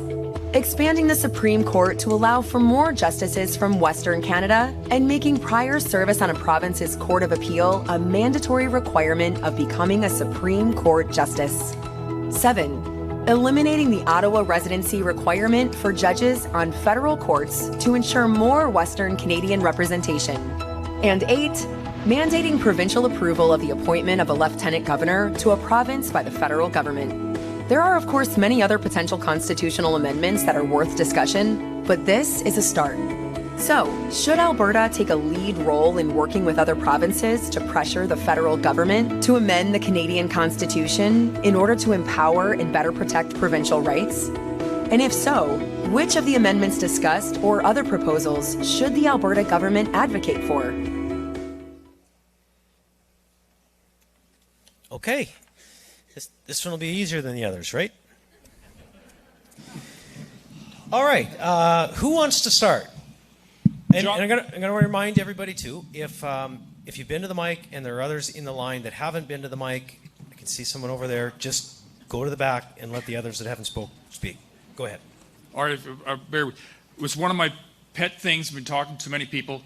Is the charter is rights and responsibilities. You have no rights until you take responsibility. That's the basis. Responsibility is the basis of any civil society. We put it in there. They mentioned about the Alberta Rights Act, but without responsibility. So you have a responsibility. It falls through everything we're talking about right now. If you're responsible, you have the right to do things, whether it's gun control. If you're a responsible gun owner, keeps it. If you're irresponsible, too bad. You know, you have no rights at all. If you have a bad guys, like they said, the catch and release program, they have no rights because they're not being responsible. Right. So that's the biggest key. It has to be brought in is responsibility, responsible government. Thank you. you. Okay. I'm going to stay in the lines for a second, but I'd like Justice McDonald and Mr. Binion to get ready for this one. I think you two would be the guys. Go ahead. Yes, hi. My name is Barbara Nichols. I am from Edmonton. I want to say kudos to Premier and to this plan that you have. I guess I can see the purpose of these meetings. Anyhow, what I wanted to suggest was the fact that Alberta, if we need to continue to give Ottawa a time limit. And I guess my first question is, how long should that time limit remain? And second question is, if Alberta is ready to take the role to become independent, we then would become an example to the rest of the provinces on how to reconstitute Canada. Okay. I don't know if I'm going out on a limb. I'm looking at another MLA, Glenn Van Dyken. I know this maybe isn't your wheelhouse, Glenn, but I know you're pretty informed on most subjects. Do you want to weigh in as to how this plays out and the things we discuss and how you look at it? Well, I can try, Bruce. From an agricultural riding, I hear a lot about policy that government does, and the farmers and ranchers that I talk to, prairie farmers and ranchers are always nervous about government policy that would add extra cost into their operation, and prairie producers are also concerned with the fact that sometimes government policy reduces their revenue. Classic example is when the federal government decided to do tariffs on electric vehicles coming from China. It was very predictable that it was that China would do retaliatory tariffs against prairie grain crops, canola and pork. And so these kinds of government policies we have to be very careful with, and prairie producers do not want to see where they pay the bill to protect the electric vehicle manufacturing within Eastern Canada. Yeah, I'm glad I went to you, Glenn. Thank you. That is so good. Go ahead. My name is Albert Beal. I'm from Strathcona and Sherwood Park. The question I have is, can we have a constitutional convention and go over every detail of our constitution in Canada, rip up everything we have and start all over from ground zero and make it relevant? So, and part of that is in order to have sovereignty, we must have 100% control of our finances, and that has to be in our constitution. Thank you. Albert, thank you. Michael, you're a bit of a history buff. Right. Okay. Well, I've just put a paper out for publishing on the constitutional and legal history of the Constitution relative to autonomy, and I think the interesting thing is to understand that Canada itself became autonomous from Britain through a process called responsible government, and responsible government being demonstrate that you can self-govern in a responsible way, and power should be devolved closer to the people being governed. And this was enumerated by the Durham Report after the rebellions in the 1830s. And there have been significant constitutional changes in this country every generation or two. So if you think the Durham Report was creating the province of Canada, but before that we had the Upper and Lower Canada, and before that we had the Act of Quebec, and then the other one we had the BNA Act, and then we've had the creation of the provinces. We had the sale of Rupert's land to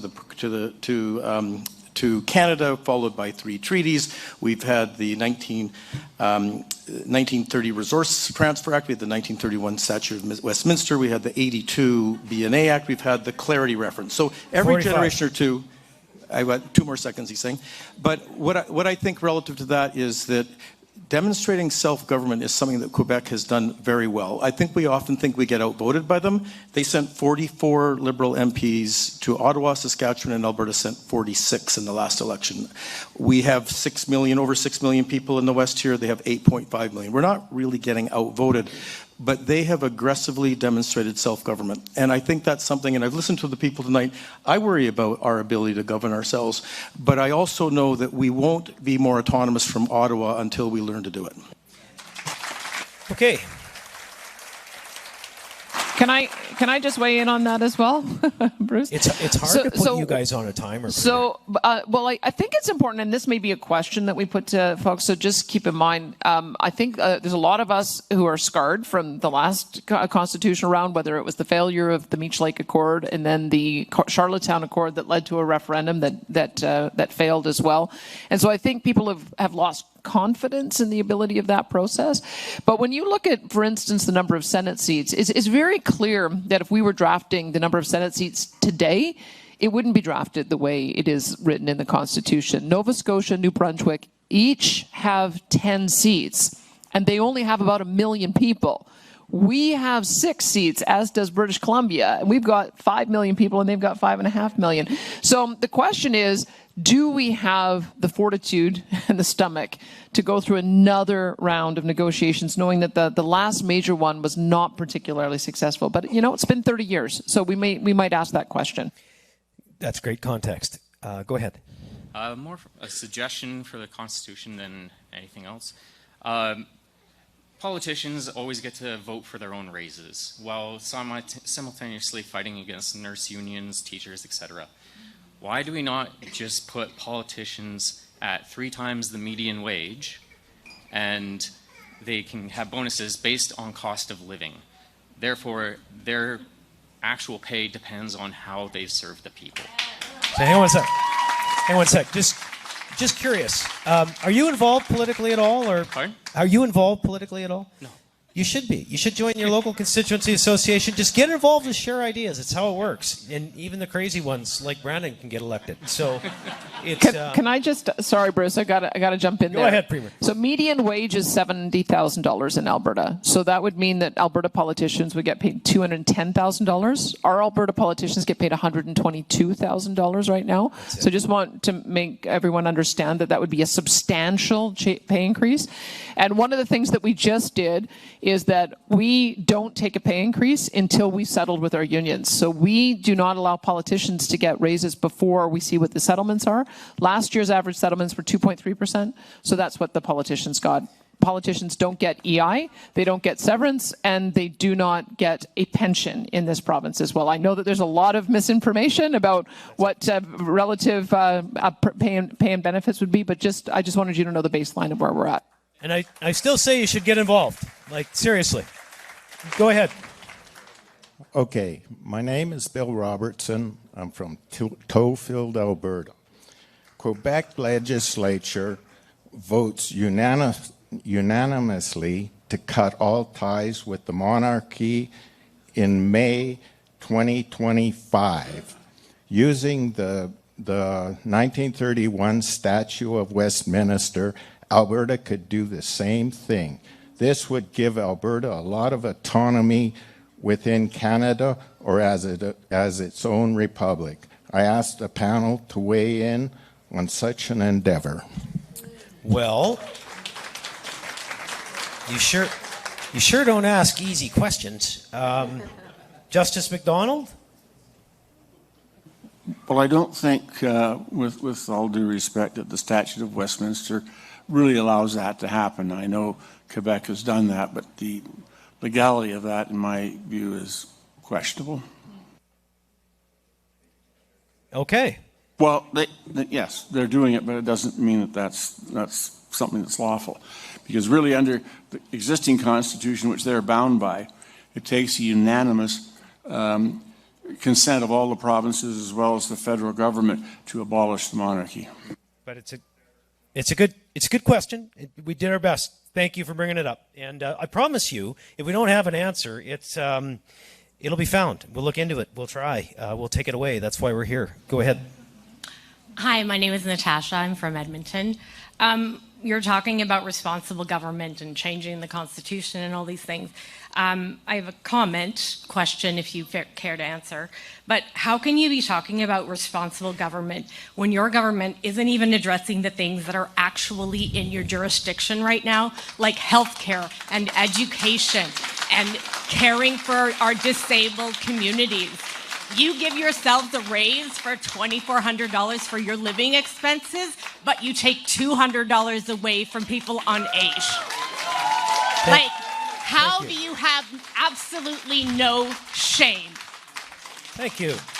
I would say, Premier, I'd like you to address this, but I would say the AISH comment is a bit misleading because are our AISH payments not the highest in the country? Yeah, our AISH payments are $1,901, and the federal government has challenged all of the other provinces to come up to $1,813, so we've surpassed that. The other provinces are our next closest neighbors are about $400 to $500 less per month than we are. In addition, we have a plan that covers all of the medical expenses on AISH, which is the equivalent of about another $400 per month. We also have rental supplements, so we have a whole package of supports that we give that are different than other provinces. Thank you. And I'll just remind everybody that, like, we're happy to do this in the last half hour. It's what we wanted to do. But if you can stick to the topic while it's here, that would be ideal. We'll try to allow some gratitude or we'll try to allow you to do it if you sneak one in on me. But let's not make a habit of it. Go ahead. Hi, my name is Kathy. Alberta's grievances with Ottawa predate our becoming a province. For over 100 years, many attempts to achieve equality have been tried, all to no avail. We remember Preston Manning's The West Wants In Reform Party couldn't do it. When Harper became Prime Minister and the West was in, it didn't seem to matter. So is longing for a better deal with Ottawa actually the answer? What if negotiations actually create unintended consequences, making things even worse for us? That risk is real because we don't have any friends in Ottawa. So let's just move forward with a referendum on independence, force that Constitution open, and see where those talks take us. Thank you. Go ahead. Senate reform was in the 2001 Alberta agenda. Stephen Harper tried to give us Senate reform. It was Supreme Court said we had to open the Constitution. What is the 710 rule, and how do we open the Constitution? Good question. So we had hoped that the equalization vote would have initiated that process. That's what I think we had anticipated, that if we voted in our legislature that we wanted to do a removal of equalization, then 7 out of 10 provinces representing 50% of the population, we assumed that they would do the same thing, and then it would go on to House of Commons and Senate. As we saw, that didn't quite work out that way. But that would be the way that you'd be able to amend the Constitution on a case-by-case basis without having a full-blown constitutional convention. And there may be some issues that we discuss here where we might want to do that. For instance, one of the proposals that's been discussed at the Premier's table is an amendment to Section 92 in the resource section, saying, or Section 92, which is our powers, saying that the federal government cannot pass policy or spend in our areas of jurisdiction without consent of the province. We could potentially do that as a one-off and get the other provinces to agree to that, and then have it go to the House of Commons and Senate. But the judge might add more to that, or correct me if my understanding is incorrect. No, your understanding is completely correct, and see what would happen in Ottawa, I guess, is the real interesting matter. Okay. Let's go to the next video on potential immigration reform. Our next topic is Alberta taking more control of the immigration system to counter Ottawa's open border policies, which are driving up the cost of living and are not aligned with the needs of Alberta's economy. In just over 100 years, Alberta's population has grown from a few 100,000 farmers, ranchers, and First Nations peoples to a province of over 5 million, with one of the most prosperous economies in the world. This great success story would not have been possible without new Albertans moving here from all over the world. That is why Alberta has always welcomed newcomers looking to contribute to our province's economic success and unique culture. And we always will. However, As all Canadians intuitively understand, the number of newcomers entering the country each year needs to be sustainable, and everyone wanting to come should be committed to upholding the Canadian values of hard work, love of freedom, and peaceful coexistence. Sadly, Justin Trudeau's Liberals upended Canada's immigration system for over a decade by instituting an open borders policy that permitted millions to enter Canada each year, often without any sort of proper vetting, job prospects, or needed employment skills. The results have been disastrous. Housing prices have skyrocketed. Unemployment keeps increasing as immigration outpaces job growth. And sadly, many of the divisions and disputes that plague other countries have begun making their way into ours. Further, Ottawa has ignored the request of Alberta to cut refugee claimants and student visas, and instead permit Alberta, like Quebec, to select a more sustainable and targeted number of economic migrants better able to contribute to our province's economy. What can Alberta do about the situation? Quite a bit, actually. You see, under the Constitution, immigration is a shared area of responsibility between the federal and provincial governments, which makes sense. Essentially, the federal government gets to decide who they let into Canada, but it's up to the provinces to provide the vast majority of the social programs that newcomers need. So obviously, we should have a say about who is coming here. If Alberta isn't satisfied with the number or economic qualifications of newcomers moving to our province, we may have the option to withhold provincial social programs to any non-citizen or non-permanent resident who does not have an Alberta-approved immigration status. This would likely encourage more sustainable numbers of immigration overall, while supporting the entry of newcomers that can contribute to our provincial economy. If Alberta went this direction, Ottawa could decide to fight Alberta on this issue in the courts, and there would be some additional costs in taking a more hands-on approach to immigration. However, much, if not all of that cost, could be offset in corresponding savings to our social programs. So, should Alberta take more control of the immigration system in this way, or continue with the status quo? And how can our province convince Ottawa to act more responsibly with their immigration policies in the future? Okay, so this one I'd like to do a little bit differently. Folks, there's three first-generation Canadians on our panel. Phenomenal stories, and I hope you get to chat with them after if you hang around. Dr. Benny, could you kick us off? And what I'd like to ask is a twofold question. Okay, what was it like? What year did you come? What was it like? And what changes have you observed? What do you see? Thank you, Bruce. First, let me give you a little history of my background. So I came from China. So I come from a family practicing the traditional Chinese medicine for generations. So in the early 90s, my father decided to look at which country we can immigrate to so we can have better living. So back then, China's a doctor is making about $50 Canadian monthly. So my father decided to bring his children here so we can have a brighter future. So I would like to thank Canada and Alberta. So this is the place allowing us to grow and give us a lot of opportunities, and we can contribute as well. However, the landscape has changed over the last decade, I will say. It seems like we are not attracting the type of talents or skilled workers we wanted. We were thrown, to us, and we just cannot get the type of people we needed. As a matter of fact, Canada used to rank #1 to attract skilled and talented workers. We're ranking #9 right now worldwide. People don't even want to come here. New businesses doesn't want to come here because we don't provide what they need. So I will say this is maybe a good time we can discuss immigration reforms and policy reforms, so we can match at least provincially what we need, to attract the type of talents, at least to address our future. Thank you, Dr. Benny. Thank you. I'm going to go to the mics, but Dr. Aiken and Samita, I'm going to come over there eventually. Okay, let's start over here. Thank you. My name's Tammy, and I'm from Edmonton. I just want to point out that our Premier had an interview where she had requested from the federal government that they double the amount of immigrants that would come to Alberta. And she also had an interview where she had made an idea that maybe we could increase the population of Alberta to 10 million people, but not anything to do with the infrastructure that was needed for that. So I'm just wondering, Premier, how come that's changed and why you're now punching down on immigrants that are coming to Alberta? Well,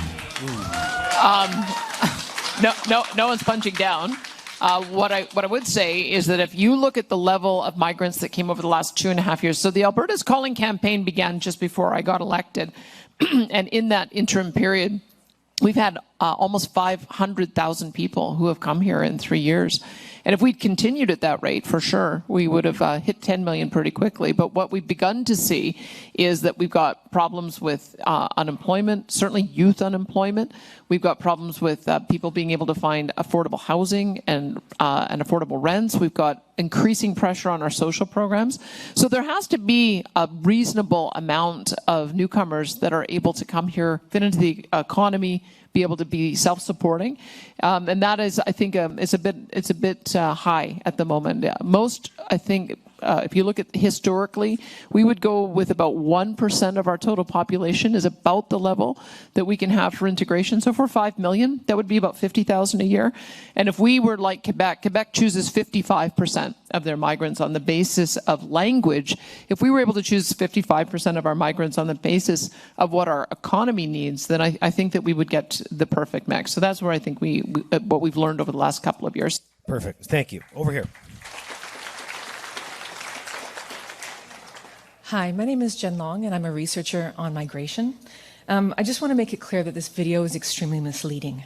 It makes the case that migration is out of the hands of the province when the current programs allow for provinces to select migrants it wants through provincial nominee programs. In addition, business owners can select immigrants that they would like to have through the current program. So this allows and gives more fodder, because migration is a hot topic, hot button issue, to divide Albertans. I also want to say, if we're worried about having affordable housing, why aren't we putting more policies to make landlords who own empty houses to make them come on the market? And also for social supports for these individuals, why has the Premier in the past not given all the money to the municipalities like Edmonton to be able to afford those social services? Thank you. Okay. You want? Well, let me just put some numbers on the table.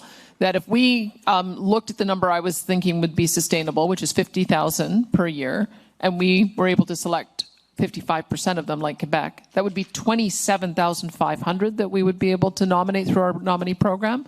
The feds only allow us to nominate 3,700, and they reduced that. When I came in, I advocated for it to be higher. We got it higher for 1 year, over 10,000, and then they reduced it this past year. And they told us, if you want to be able to nominate more migrants, you've got to convince some other province to reduce their allocation. So I think that Quebec has managed to very successfully have more say over who comes into their province and what their priorities are for the fit in their economy. We're just saying that we should be able to do the same. Dr. Aiken, can you share a little bit of your story? Okay. Hello, everyone. My name is Dr. Aiken. Excuse me. I'm a family doctor, I'm a rural doctor. I was born in Nigeria, and I trained as a family doctor in Edinburgh, Scotland, worked in England, and I currently work out of rural Alberta. I moved to Alberta about 10 years ago. Every day I wake up in Alberta, I praise God that I'm blessed to be in the most awesome, most wonderful province in the world. What I've seen that has changed is we've had massive immigration into Alberta, and nobody can, you can see it. Alberta has a 4% growth rate now in population. If Alberta was the country to be second fastest growing country in the world, it is not sustainable. And we need to have regulated immigration. We have to be able to know who's coming here to make sure we can appropriately vet them, and they have to have the required skill. When I came to Alberta, I came in on the work permit visa. I had a job from day one. I was contributing to the system from day one. I brought my own money. I wasn't a drain on the system. Yes, there are some people that are coming for safety, for economic opportunity, and Alberta are so welcoming and so kind, but their kindness should not be taken for granted. We have youth unemployment. We have housing challenges. We have 15 to 24-year-olds that cannot find jobs, that cannot find opportunity. And it's putting a pressure on those local Albertans here. And we need to be able to have control back of immigration in Alberta. Virtually, there's no social program that we can put, healthcare, education, that can survive on sustainable immigration rates. Thank you. Thank you.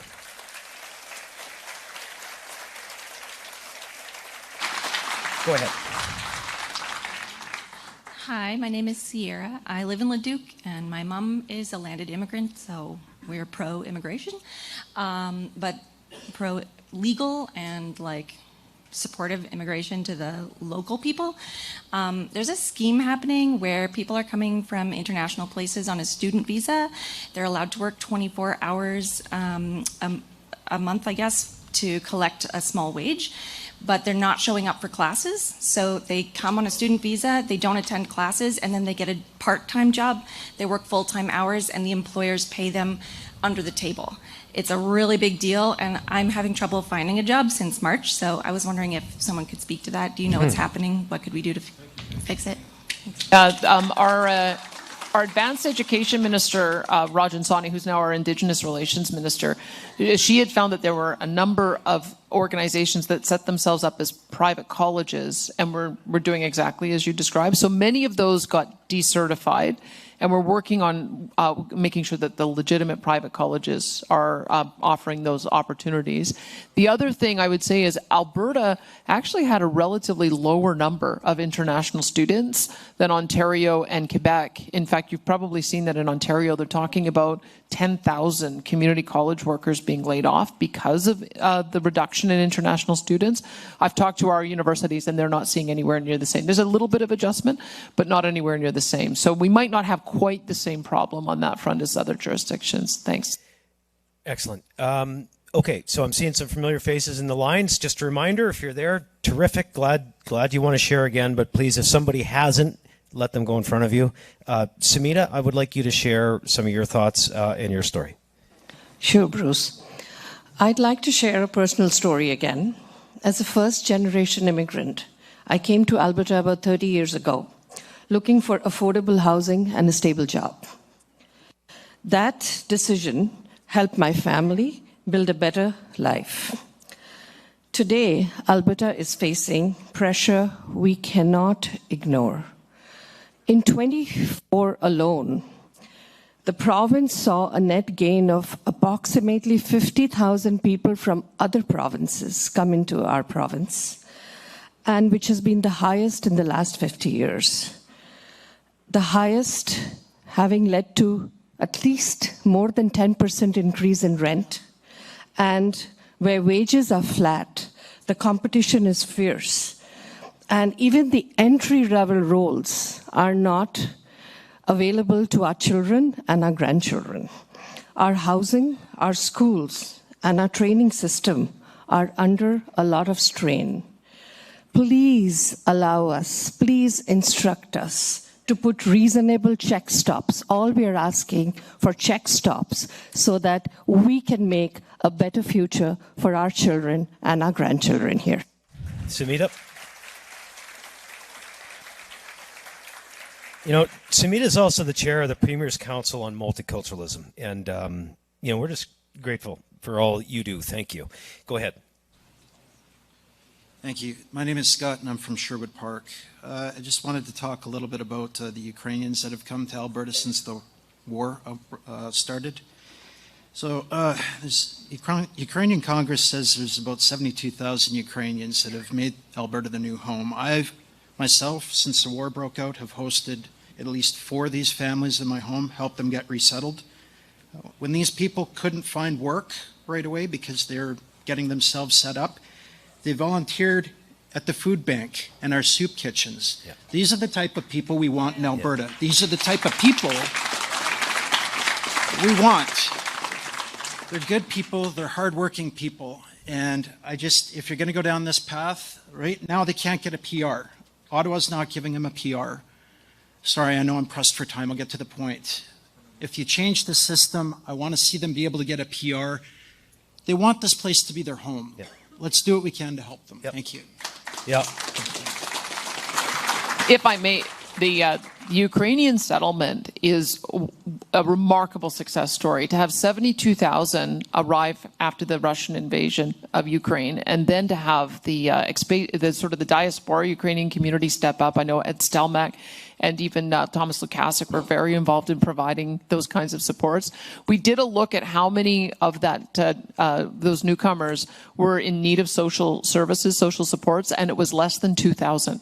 So I think that goes to the point that people came here and wanted to be either starting businesses, getting trained up, and working at whatever they could. And that is exactly the kind of newcomer that we want to be able to invite more of, so that so that it's a success for them and a success for us as well. So that would give us if we had the ability to issue more permanent residence nominees, that would be exactly how we would use the program. So thanks for sharing that story. 100%. I see some familiar faces and some new faces, so police yourselves. We'll go over here. Okay, I'll be quick and respectful. I have no problem with any immigrant that wants to come here, contribute, assimilate, etc., etc.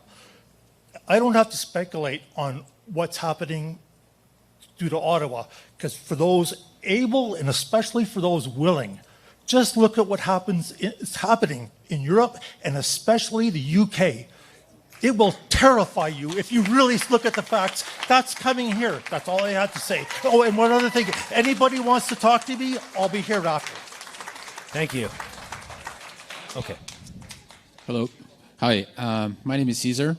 I came from Mexico. I came here by myself, legally, and this is a city that took me in. I've seen the city go down since I've been here. I've been here for about 14 years. However, the city has gone down significantly. I want to keep this very, very high level as a province and as a country as well. Controlled immigration is good. I have nothing against immigration. I don't think anyone has anything against immigration, but it has to be controlled. It has to be sustainable, just as the doctor said. Otherwise, we're going to have a huge problem with values and definitely assimilation. We see that every day. So thank you. And well, thank you for the opportunity to let me speak. And I just hope that everybody here is well thinking about what's going to happen in the future. It's so hard to cut people off when they're that polite. That's all right. That's okay. No, but thank you very much. Like, I didn't cut off Steve because he's so big. It's because you're polite. Thank you. So we got a brand new MLA up here. Terry, I'm going to put you on the spot. So you hit a lot of doors lately. I know that. Obviously, you got yourself elected. Did you hear about this kind of thing? I mean, I know you're an expert in agriculture. Maybe share your perspective. Fun fact, both of my parents are immigrants, so I'm a first generation here too. So, yeah. Obviously, just coming off, I heard this one a lot. We talk about immigration and coming from the agriculture sector, and I just got a letter from someone who's trying to become a constituent. When it comes to the agriculture workers, so when we talk about being able to choose who we want to come here, we have a hard time on farms getting skilled workers. And so we do have some coming over, wanting to work, but having to try and hope to get into the lottery to get to stay. I have a young man who's helping on a farm in Carbon, and he wrote because he's like, I want to stay. I'm already contributing to an RRSP, but I have to wait and hope maybe I get picked for the lottery. Like, those are the type of people we want. So what we're just saying is this is the type of thing of giving us that opportunity to have people who want to work. I mean, it's a huge problem in agriculture, along with everywhere else. But this is not just for in the city issue. You talk about in rural environments, trying to have quality people. Thank you. Premier, you want the last word on this one? Nope. Okay, good. Excellent. So we've got one more topic. And remember, we have sort of an open mic session. So you can talk about anything you want. Just don't turn me into Jerry Springer up here. I hope it's nothing like that. Provincial tax collection. Let's roll the video. Our next topic is the option of Alberta collecting all provincial personal income taxes, rather than having Ottawa do it for us. Today, when Albertans file and pay their personal income taxes, they do so through the Canada Revenue Agency, which then remits the provincial portion of those personal income taxes back to the provincial government. However, Alberta businesses file and pay their provincial corporate taxes directly to the provincial government. Quebec does it differently. They collect both personal and corporate income taxes directly from Quebecers, bypassing the CRA altogether. What if Alberta did the same? There would definitely be startup and ongoing administration costs, but it would also mean bringing good-paying jobs to Alberta instead of funding federal employees in other parts of the country. Under Canada's Constitution, levying and collecting taxes is an area of provincial jurisdiction, and Alberta could transition over the coming years to collecting our personal income taxes, as we do with corporate taxes now. So what are some of the benefits to Alberta collecting its own personal income taxes? 1. Better provincial tax policy. Currently, Alberta sets its own tax rates and credits, but definitions and treatments of income are still largely tied to federal rules, which limits our flexibility to implement more effective and competitive tax policy. We saw this recently when the federal government changed the rules on capital gains for doctors and other professionals, and Alberta was effectively forced to follow those same rules as it related to provincial personal income taxes. If Alberta were to collect its own taxes, we could tailor our entire tax framework to better reflect our economic realities and provincial policy goals, while declining federal changes to certain portions of tax policies that detrimentally affect provincial income tax policy. This could open the door to streamlining calculations and simplifying provincial income taxes for Alberta residents. 2. Jobs and economic opportunity at home. Collecting our own taxes would also mean establishing the infrastructure and staffing to support it, creating thousands of good, high-paying jobs right here in Alberta, instead of funding positions in Ottawa or other provinces. 3. More Alberta, less Ottawa. By moving away from the federal administration of the CRA and collecting provincial income taxes by ourselves, Alberta can exercise more direct control over a core aspect of self-government, thereby increasing our provincial independence from Ottawa. But there are also potential drawbacks to consider. 1. A long-term commitment. Establishing Alberta's own personal income tax collection agency would not happen overnight. Estimates suggest it could take up to 5 years to fully build out the necessary systems and staffing. This would be a major logistical undertaking that would require a sustained commitment from Albertans and their government. 2. Significant financial investment. The estimated cost to implement Alberta's own tax agency ranges from $750 million to $1.5 billion over several years. Once operational, the system could cost up to $750 million annually and require hiring as many as 5,000 new public employees. These are substantial expenses that must be weighed against the benefits. 3. Potential for added complexity. There are also practical implications for taxpayers and businesses. Albertans would need to file separate federal and provincial tax forms, although online filing would likely ease that burden. There may also be increased complexities for businesses and Albertans working in different provinces throughout the year. Now, tell us what you think about the idea of Alberta collecting its own personal income taxes. Tell us what you think. Let's go over here. Hi, my name is Donna Lemieux, and I'm from Edmonton. We're here to share our opinions for you panel to hear, and I'm a little frustrated because I was up to talk about immigration and the panel took up part of our time. But what I really want to say is all of these videos seem like propaganda versus just giving us some facts or ideas that we can discuss. So I hope that the people in this room will take the opportunity to write to your MLAs and to write to the people in the panel to say what you want to say, but we're unable to today. Thank you. Thank you.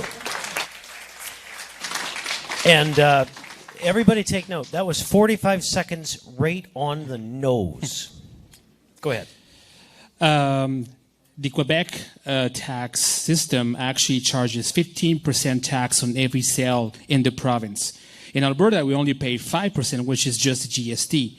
In the eventuality that we make a Alberta collection agency, how are going to make sure that we retain our we retain our competitiveness in regards to the tax system we're going to build in? We've got kind of an expert up here on this, I think.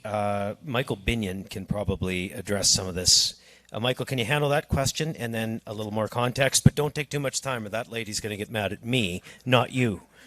Okay, well, I'll just start off. First of all, my grandfather was born in Edmonton, and I went to U of A and I took finance and I became a tax accountant, and I always felt this ridiculous. Why would you have two tax forms, and why would you go to the extra trouble of it all? That's where I started. I've changed my mind before you clap too much. I will say I think that it's a great idea to have our own tax system here in our own tax forms with a zero tax rate, so you don't pay anything. I think that would be a solid answer to this problem, Premier. But I will say, just back to this idea of self-government, that I think the fact that Quebec can manage its own money, police itself, collect its own taxes, gives it a lot more political clout in the country than what Alberta has. And so I will finish that I did change my mind. I do think it's worth it for us to be able to demonstrate we can govern ourselves. Thank you. Let's go over here. Hi there, my name's Chad and I'm from Edmonton. My question is in regards to immigration, but it could be looped into tax in some ways. One of the reasons that we immigrate a lot of people to this country is due to the lack of people having kids and filling the labor market with what we need. A long-term solution would be ideally to have more kids to fulfill those positions, and yeah. Anyways, is there any policies that could be implemented to encourage young families to have kids that either can't afford to have kids or that don't want to have kids currently but might be persuaded to have kids in the future? I guess the most interesting one that I've seen is in Hungary, where, if I understand it, they allow for women, when they have one baby, they have a 20% discount on their personal income tax. When they have two babies, they get a 40% discount. When they have 5 babies, they don't pay income tax the rest of their lives.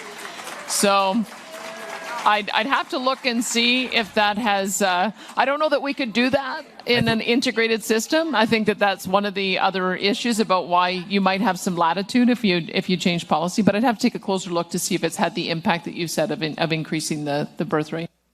You could always cancel your cable. Go ahead. 5 years is too long. The answer is yes. Alberta needs to be collecting all provincial personal income taxes rather than Ottawa. Let's speed this up and do it sooner rather than later. My suggestion to you, instead of founding a new organization known as the Alberta Revenue Agency, let's simply expand the tax and revenue administration. Let's make this happen as soon as possible. What do you think? Could it happen this fall? I want to ask a guy who I always thought had rural common sense, like country gentleman. Glenn Van Dyken is going to handle that question. He's my MLA. I'm Benita Peterson from Westlock. That is fabulous. See, I didn't know that, but sometimes... So the question is if it could be implemented this fall. I don't see that as a possibility. But one thing I will say is that I agree with Michael on this point, where we have the ability to do it. We should be doing it, and it puts us in a much better position to be independent. I often look at independence within families as children growing up, moving from the home. They're independent. They support themselves, and I believe that a province should try and move more and more in that direction.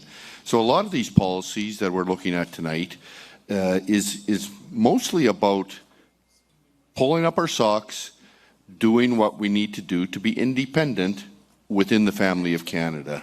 And I think all provinces should look to try and meet that bar in largely Alberta is here to unite the country around being able to actually everybody contributing. Glenn, thank you.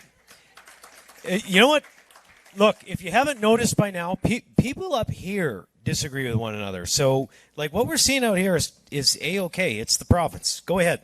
Thank you. Again, my name is Barbara Nichols, and I have a comment and I have a question. 30% of the oil and gas workers are international workers. Okay, those people that are 30% are some of them are very, very well qualified. They would actually be at the top of immigration. I'm working with people right now that have both a trade and they have a university degree. And my question is, Danielle, I guess what I'm asking is, what will it take this government, or does the government have that many restrictions that we have to go the step farther? For those people who want to be good citizens, who have the qualifications, are ready to come here into Alberta in the fall, what will it take for them to be able to come here and join our oil people? I guess what we'd have to see, I think this is what the video was talking about, is if you look at Section 95 of the Constitution, it's a special section. It says that immigration and agriculture are concurrent powers. And it's really written in an interesting way, and maybe our judge would want to comment on this. It says that the provincial legislatures shall make laws on immigration and agriculture, and from time to time, the federal government will make laws. We've reversed it. We've allowed the federal government to take over complete control over both of those areas, and from time to time we make laws. And they don't always do it through a lens that makes sense for our province. So do we assert under Section 95 that we're just taking over the immigration system, issuing our own LMAOs, having our own work permits, and then just see if the federal government will take us to court to challenge us? That's one of the things that we would put at, that would potentially be at risk if we went unilaterally. But I don't know if the judge would have more to say about that. Well, the way Section 95 is written is quite right. There's concurrent jurisdiction for immigration and agriculture.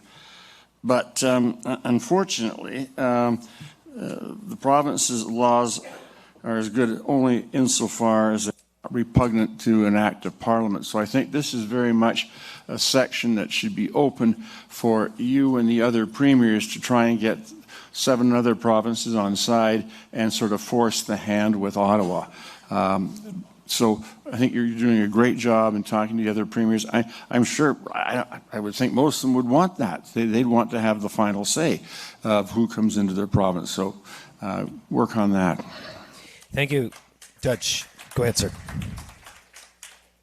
My name is Alan from Sherwood Park. I'm myself also a tax accountant. I've worked on it for over 25 years and still at it. So I totally agree in terms of having Alberta take control over the personal income taxes and the collection of it. We're going to have to learn to stand on our own 2 feet. And there's nothing wrong with taking more control. What's wrong with taking more control of our own futures for our own children in the future coming? Like these are important steps that we have to take. And then the broader issue that I want to kind of address is also for the people in this room, you have to ask where you're getting your information from. There was a comment about the misinformation about this. You really got to look at if you're still relying on the Carney Communist Broadcasting Corporation, you really have to ask yourself why get that information from him? Thank you. From him, a central banker. He has absolutely no experience at this country and other countries. Hey, thank you. Gotcha. Loud and clear. So you're not a fan of the CBC? Okay, go ahead. Yeah, my name's Jeremy. I'm from Edmonton. I'm an independent arborist. One thing that I think we could do to kind of slow down the immigration is maybe put restrictions on the foreign temporary worker program and maybe stop Ottawa from flooding us in, or even stop certain companies from overbidding on those contracts, because I have other friends that are in contracting or own construction companies, and they were approached by the federal government in different programs from them that were trying to get them to take in more foreign workers and even offering to subsidize their pay by 70%. So that kills our industry. And as an independent contractor myself, I've had to drop my prices by like 35% just this year in order to compete. Brutal. Andrew Judson, is this something you guys have looked into? Yeah, again, the technicalities of that program have been really challenging, and you can see where the merit intent runs afoul of practicalities in the field. Yeah. And as we've heard earlier, there's pluses and minuses to all these policies. It's a challenging thing to balance out. Okay, thank you. I got a mixed signal there, so I'm trying to just straighten that out. I hear voices. Some of them are over here. Melody, can I ask you a question? In terms of agriculture, does what we're talking about impact ag at all? And some of the federal policies we deal with, I think, of fertilizer and things like that. Can you make a comment?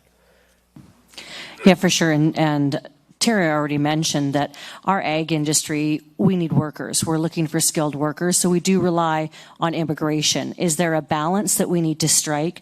I absolutely believe that. And I'm actually going to take a bit of a different tact here, so you can, chastise me later.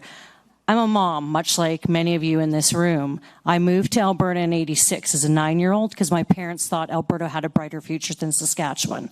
I'm now a mom to a 20-year-old, and unless we make some significant changes, I do not believe that the future exists for them that existed for me here. They're unable to get work. Housing is unaffordable. There's all of these different factors at play. And I think it's really important that we hear from you, all Albertans, as to what the solutions can be for this. So I appreciate the comments on the temporary foreign workers. We do know that the ag industry relies on them. We know that there's federal policies around carbon pricing that are driving up the costs of affordability of groceries, everything like that. So I think this is really important that we all come together and we hear what you're saying to find some better solutions to give our youth back hope. Because right now, there's not a lot of hope for our youth. Okay, on that note, let's open it up. Okay, any topic? Bruce, do you mind if I get a straw poll on that one? Because no, I wouldn't mind, because I heard some comments earlier when somebody was saying, well, what about the cost in that video? That's why I wanted you to see the video, because you look at the cost, $750 million plus 5,000. But we've heard a lot of people at the mic saying that they think we should do this because that's what a grown-up province does. So can we just do a straw poll? Go ahead. What's the question? You throw it out there. Should Alberta collect its own provincial income taxes or continue to allow Ottawa to collect them for us? So should we do it in Alberta?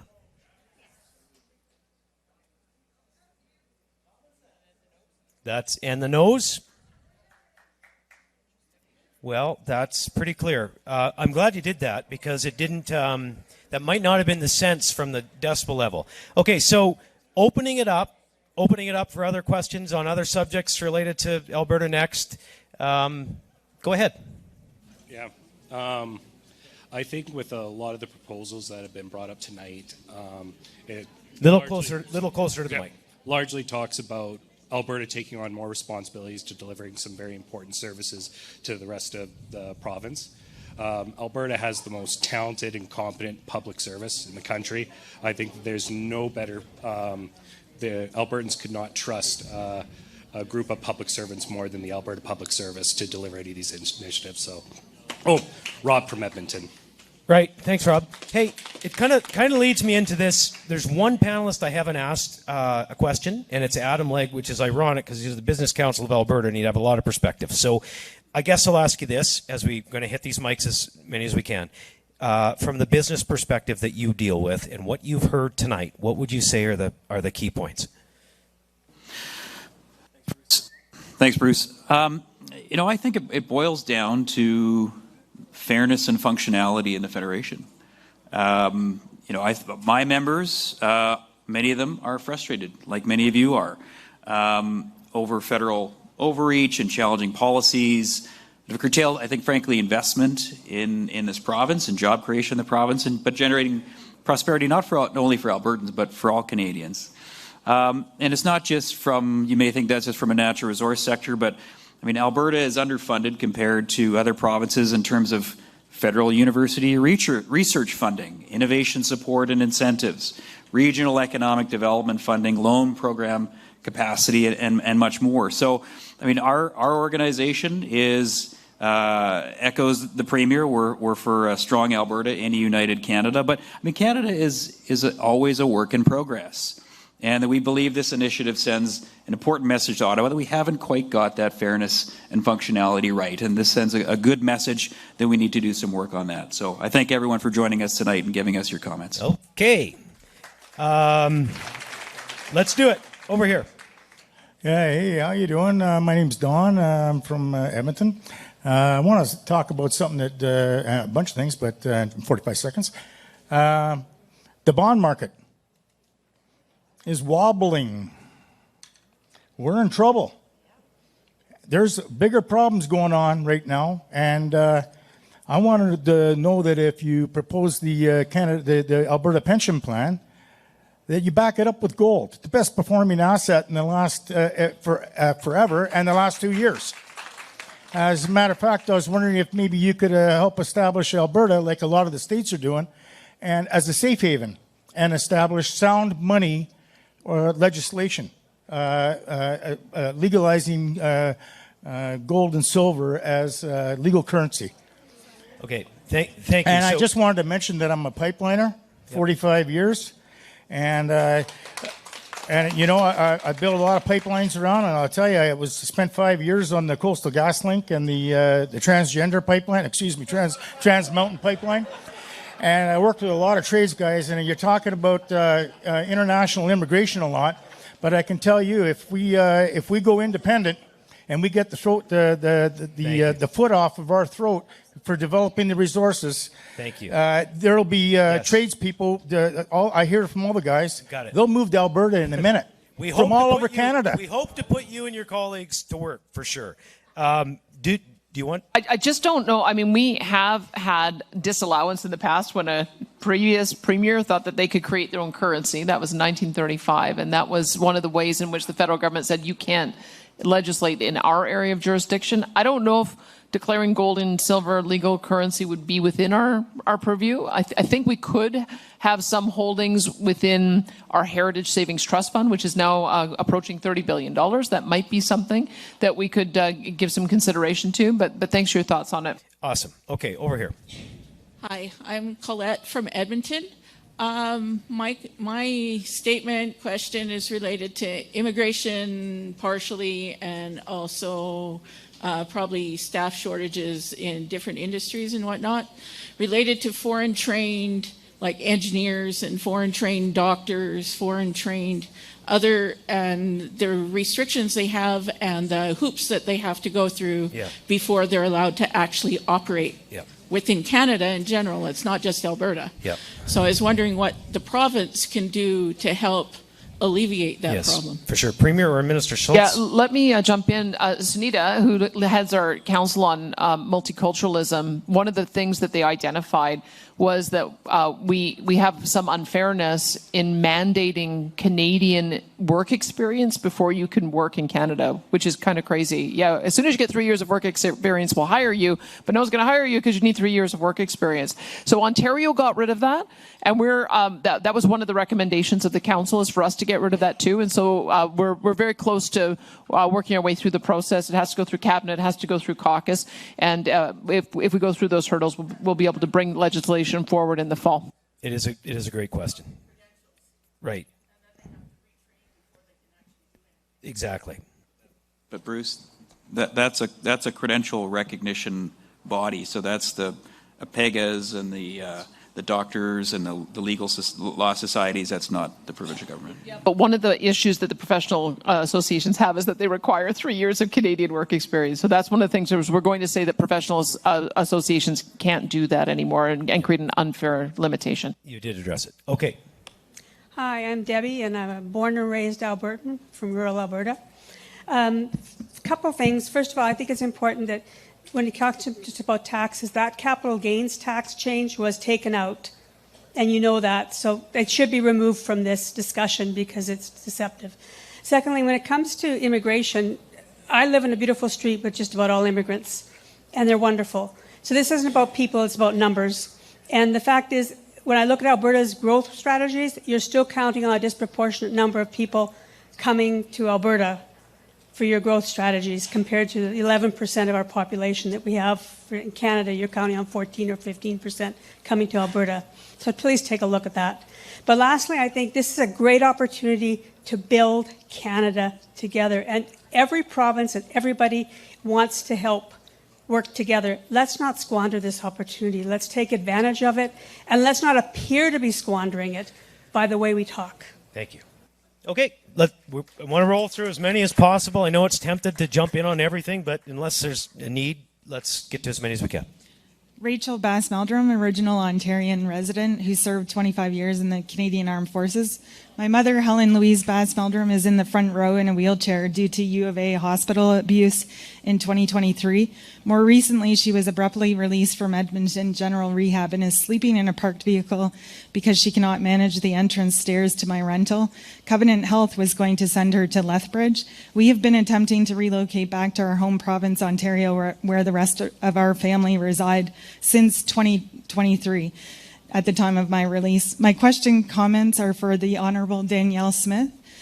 Canadians are highly overtaxed. How much, not just in Alberta, is being placed into an abusive healthcare system?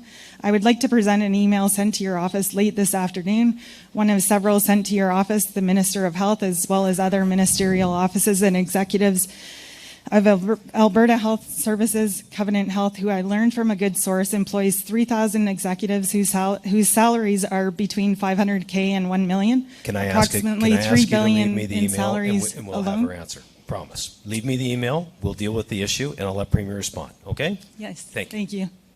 We're just in the process with Jason Nixon as the head of assisted living and social services of doing a warm handoff from when a patient needs to be discharged into a supportive living environment. We've got about 1,500 patients currently in acute care beds who need an alternative level of care. And so we're creating a new process to get them supported. I'm sorry that did not happen with your family member, but let's just make sure that Bruce can follow up with you so that we can see if we can bridge that gap. Got it. Thank you. And thanks for sharing. I'm thinking that took some courage to come up here, so thank you. Let's go over here. Hi there. My name is Erla. I'm from Sherwood Park. I'm an employee of Alberta Health Services. I've been a social worker for 30 years in healthcare. 2 years ago, I chose to attend one of the 13 town halls requesting healthcare workers' inputs to fix the healthcare system after a worldwide pandemic that threw an already struggling healthcare system into chaos. I sat at a table with the former CEO of Alberta Health Services. There were 10 recommendations presented, including staff recruitment and retention. Following those town halls, the whole board was fired and 4 new boards were created with 4 new agencies.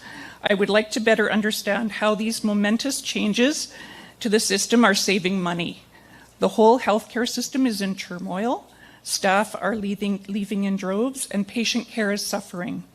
Where is the proof that these colossal changes are more efficient? Why should your government be trusted to use public funds appropriately when the healthcare system is collapsing? Thank you. Appears to be way more costly and moving towards privatization. Thank you. I would say that I'll just let you know what we've seen with staff recruitment. We had 36,000 nurses a few years ago. We're now at 46,000 nurses. We were at 10,500 docs a few years ago. We've just surpassed 12,000 docs.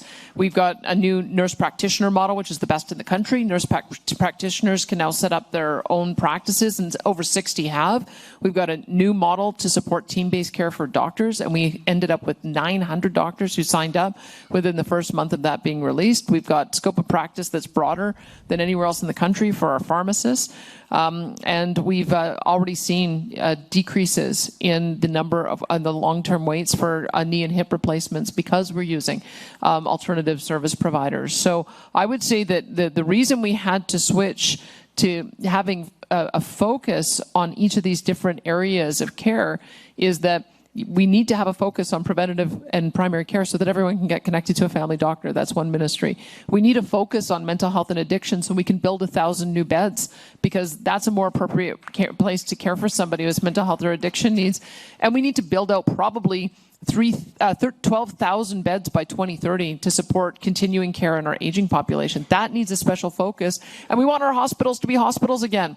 We want you to be able to go in, and if you've had an emergency need, that you get care right away and get admitted right away and get treated right away. And we want to be able to make them able to perform our surgical services so that we can clear all the backlogs. That was the reason for the changes.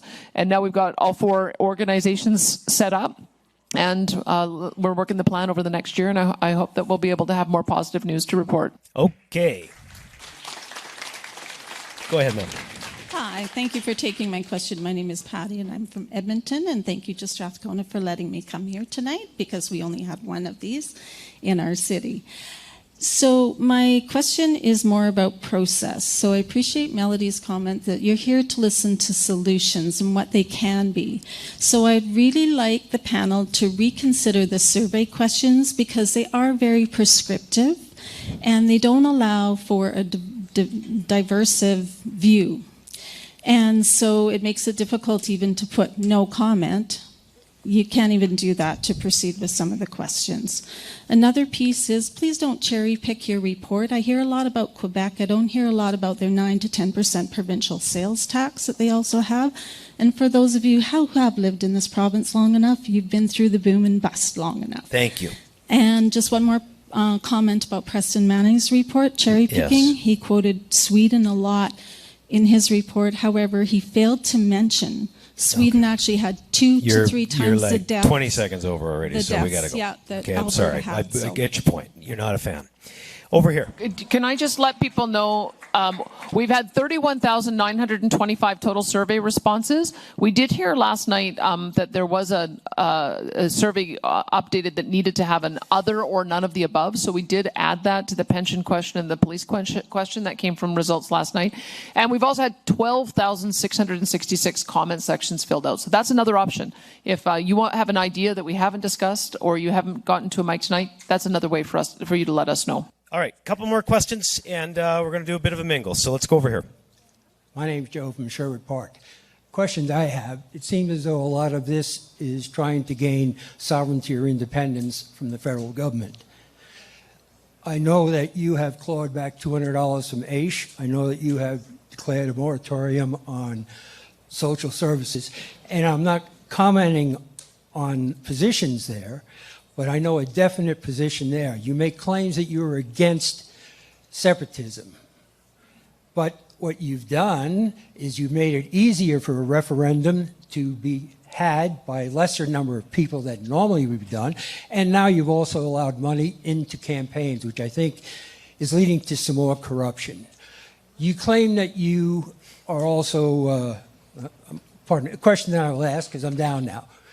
If you are against separatism, why? And if Mr. Carney does not agree to your 1, 2, 3, or 9 points, so what are we left with? Separation. I'm going to have to start cutting it off. Like I see what I see what's happening, right? So like, make your point and ask your question, and you've done that. Okay, Premier, do you want to address that one? Sure. I would just note that the first referendum question affirmed by the Chief Electoral Officer is one by Thomas Lukasik, asking if we should remain in Canada. So that the process of referendum is one that can be pursued by anyone, regardless of what their political stripe is. And in fact, the jurisdiction that has the most referendum questions is California. They have a lower bar than we do for what the percentages are. You have to get 5 or 8%. So it has nothing to do with a particular issue. From my personal perspective, I want to get a pipeline to the northwest BC coast. I think a 1 million barrel a day pipeline would be good for our country, good for our province. It'd generate about $20 billion a year in additional revenue. And so I think I would have better success with that, negotiating with British Columbia within the context of a united Canada. So that's the reason why I support Alberta sovereignty within a united Canada, because if I want a pipeline to the BC coast, I got to go through BC one way or the other. And I just think being at the same table with them makes some sense. And we've seen a lot of movement in the premiers in how we've approached the federal government. And I have some confidence that we'll have some success. Okay. Let's try this one more time. Good evening. My name is Ron. I'm from Edmonton, resident here for 47 years. My wife and I have raised our family here in Alberta, and we're proud to be Albertans and Canadians. I see a lot of these initiatives as being very divisive in nature, striving for independence. One of the very big elephants in the room that has not been discussed is that our Canadian culture, our Canadian way of life, our very sovereignty is under a very serious threat coming out of the United States right now. And Ron, thank you very much. So this is interesting because, like, what we wanted to do was take away everything you had to say tonight. And it's a challenge to get to everybody and work in the panel. We've run out of the time to where we want to be able to mix and mingle with some of you. I'm going to turn it over to the Premier to make some comments before we wrap. But first, I just want to say, like, it started off and it was a little, I wasn't really sure, right? But I just want to thank you all for your conduct tonight. It's a difficult discussion, some of this. We don't agree on it all. Thank you so much. Appreciate you. Premier, can I ask you to make some concluding comments, please? Well, I see there's still quite a few at the mics, Bruce. Like, do you want to try to go? We went a little over last night. Do you want to try to get through as many as we can here? Sure. Yeah, we can do that. Is that the will of the group here? I mean, should we take a few more questions or comments? Okay, but let's cut the line off. So can we get our staff up here let's cut the line off at some point so everybody knows. That wasn't an invitation for more of you to come to the mic. It was. So we're gonna have to cut it off. Probably about 5 on each side, I think, Danielle. Yeah, probably 5 more on each side. If people have repeated, I think. Yeah, we should get some voices that we haven't heard from. How about that? If you've spoken before, how about you let some of the folks who haven't, and then let's try to get through the lineup here. Why don't we go, Bruce? Well, that's fair. I've been asking that a few times. If you've spoken, I think you probably made your peace. And the Premier's the boss, so I have to do what I'm told. Even though my other boss is texting me to wrap it up. So let's go over here. And again, try and make your comments in 45 seconds. And we still want to save some time for some conversation. Go ahead. Okay, let's go over here.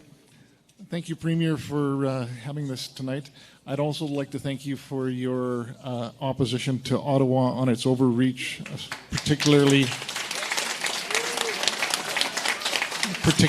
on gun rights, and your stance on firearm ownership. In regarding to the Alberta Firearms Act, and I'm going to also comment on bail for persons which were charged with firearms offenses. Between 90 and 95% of persons charged with firearms offenses have never even bothered to apply for a firearms license. Can we somehow use the Alberta Firearms Act or get the federal prosecutors on side so that these most dangerous offenders who never should have been in possession of firearms in the first place can have their bail not given prior to trial? This would at least keep them off of the streets for a short period of time. We hear you. Okay, I'm going to hold everyone to 45 now, or we won't have any time. Hi, am I on? Yeah, okay. Honorable Premier and respected members of the panel, this is a rambling thing and I'll try to be brief. How does this work actually? When you guys all part tonight, what is actually happening with you're all taking notes and you're doing this and you're going to about 12 to 20 meetings throughout the province. Yep. How is this working? How are you accumulating the data from this? 100%. We'll put it in the wrap comments. Premier, can you address it at the end? Can you address it at the end so we can just keep moving? Great question. Let's go over here. We're gonna address your question, sir. Promise. We'll do it in the end. Go ahead. For all the topics presented at this panel, what, if any, safeguards are being considered with these aspirations to prevent them from becoming bloated cost overruns, ripped up, or turned against the public as governments change while remaining flexible to world events? Okay. Do we take that or wait as well? We can certainly add it in. Okay, go ahead, sir. What do you mean, go ahead? I just Yes, sir. The guy behind you is next, sir. Hey, thank you. Yes, He asked me to take notes so that I could answer 5 questions all at once at the end, so that we can keep things rolling. I'll answer right at the end, sir.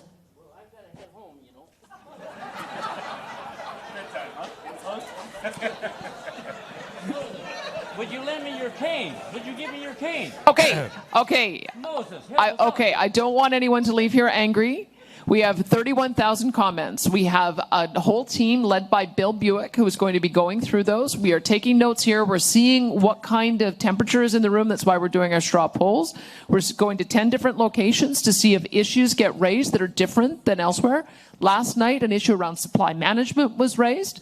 Tonight, an issue around firearms was just raised. So we're seeing if there's anything that we're missing, and then we'll be able to have a report at the end with recommendations. Okay. Thank you. But you didn't answer my question.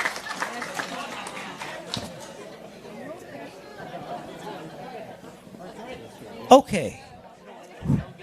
You're next, sir. Yeah, that's a tough act to follow. So, thank you for taking my. I'm a little bit younger than him, so my bedtime's a little bit later. I could probably ask a question here. Business owner from Strathcona County. I've had an issue for the past couple years that we've seen legislation that was going to change, dealing with outfitting and dealing with outfitting of guiding of residents. Your government changed a regulation in May that has now banned or now made it very difficult for 150,000 Alberta residents to be able to hire someone to take them hunting. I believe that you've been dubbed. I believe that some of your ministers were told a story from A-Post, from Alberta Outfitters Association, that was not quite the whole story. I'm glad we have Mr. Gibbish here today. I brought this to his attention back a while ago. Yep. I brought this attention across the board, and we have had zero interaction or zero help. Well, you will now. The question I'm asking here today, I have 5 employees.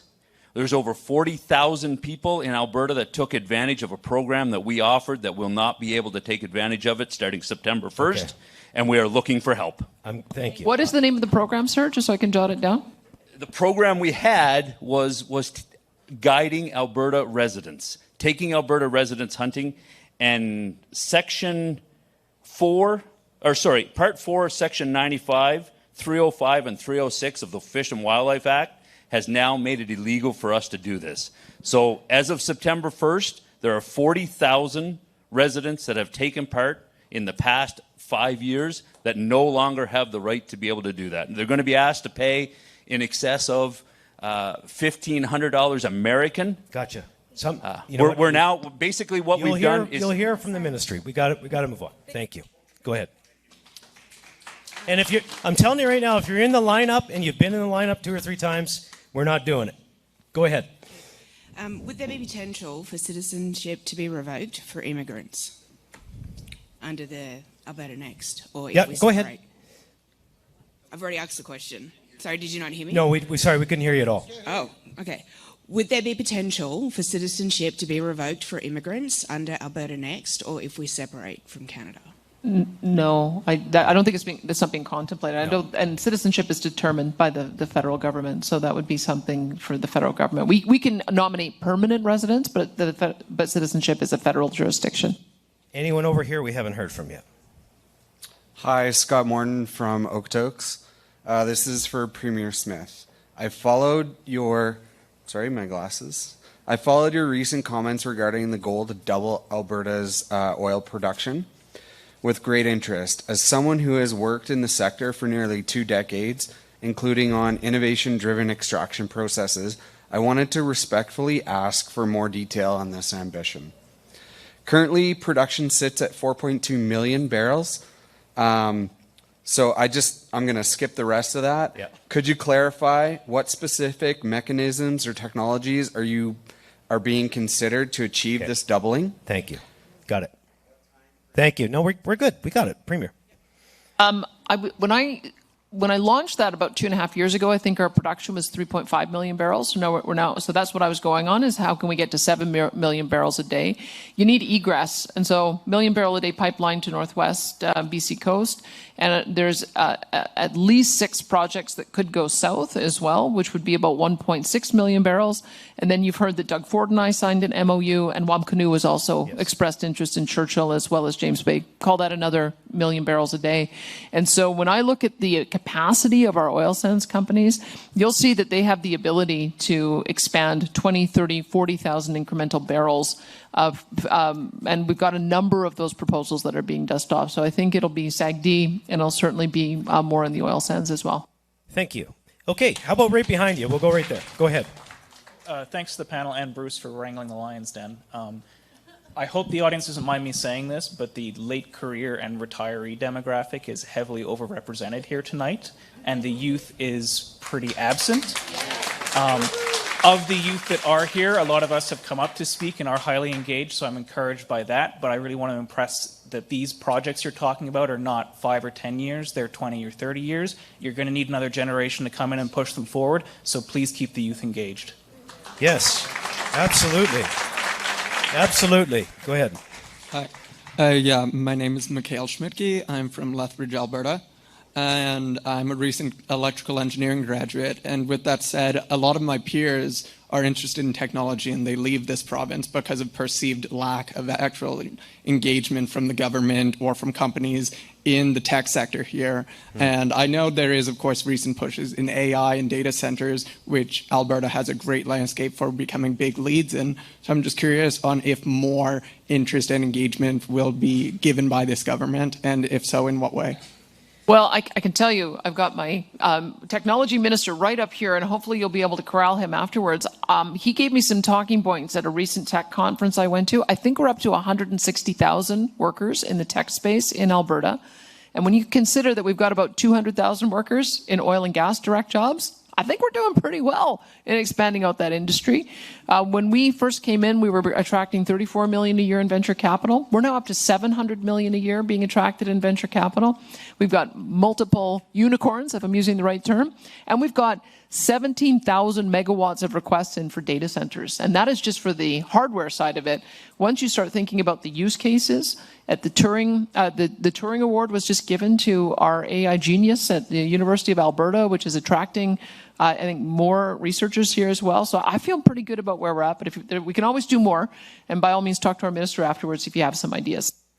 Okay, so do you know, in Halloween, sometimes the kids at least change costumes so you can't tell they're back, eh? No, go ahead. Go ahead. Go ahead. So, yeah, I noticed there's a lot of people here in the audience that seem to be pro-separation. And I think that all the questions in this panel are geared to appease that group of people. Okay. And as an Albertan, that's good. I still have a few seconds. I just wanted to let you know that I grew up in Quebec. I moved here as a teen. Yes. I moved here as a teen, and I saw what separation talk had to do, did to. I guess the other thing I'd say is if it's a new point, corporations that moved to Toronto. It isn't. We're going to lose companies. Please, for one more question. There are national, certainly, and international standards for data collection and public engagement, and certainly survey design, which the survey put out, honestly, by this panel, this group is very much not meeting. So my question would be, how will the panel distinguish genuine feedback from data that may be distorted by the survey's design? Okay, thank you. And thank you, everybody, for coming to the microphones. Premier, if I could I ask you now to make a few closing comments? I certainly would love to do that. I guess part of it is that we want to see what kind of issues come up. We know that the reason why we're creating an open process for people to just be able to tell us what's on their mind is that will capture anything that we haven't identified. We identified these issues because we kept hearing about them in various consultations we had, at various town halls that we had. And so we thought that at least providing some context, and I thought the video company that we used was giving both sides of every issue. I'm sorry if you didn't feel that way, but we were trying to make sure that people understood the pros and cons of all of those issues that have been raised. But my view has been that Albertans always have the best ideas. As I mentioned to you before, 25 great ideas came out of the last exercise that we went through. I am sure we're going to get 25 great ideas that come out of this. In the last Fair Deal panel, there were 23 recommendations that were accepted, 2 that were not. So there is also a bit of a lens of whether or not something is possible to do. I don't want to prejudge the outcome, but I think we had a process that we used last time that served our province pretty well. And I thank you so much for the respectful and robust debate tonight. I think that the difference of opinion just shows that this is important to everyone. And so I thank you for participating. Thank you. If we missed anybody, please come and talk to us. We'll mingle. Appreciate everybody being here tonight. And yeah, this has been a blast. Thank you.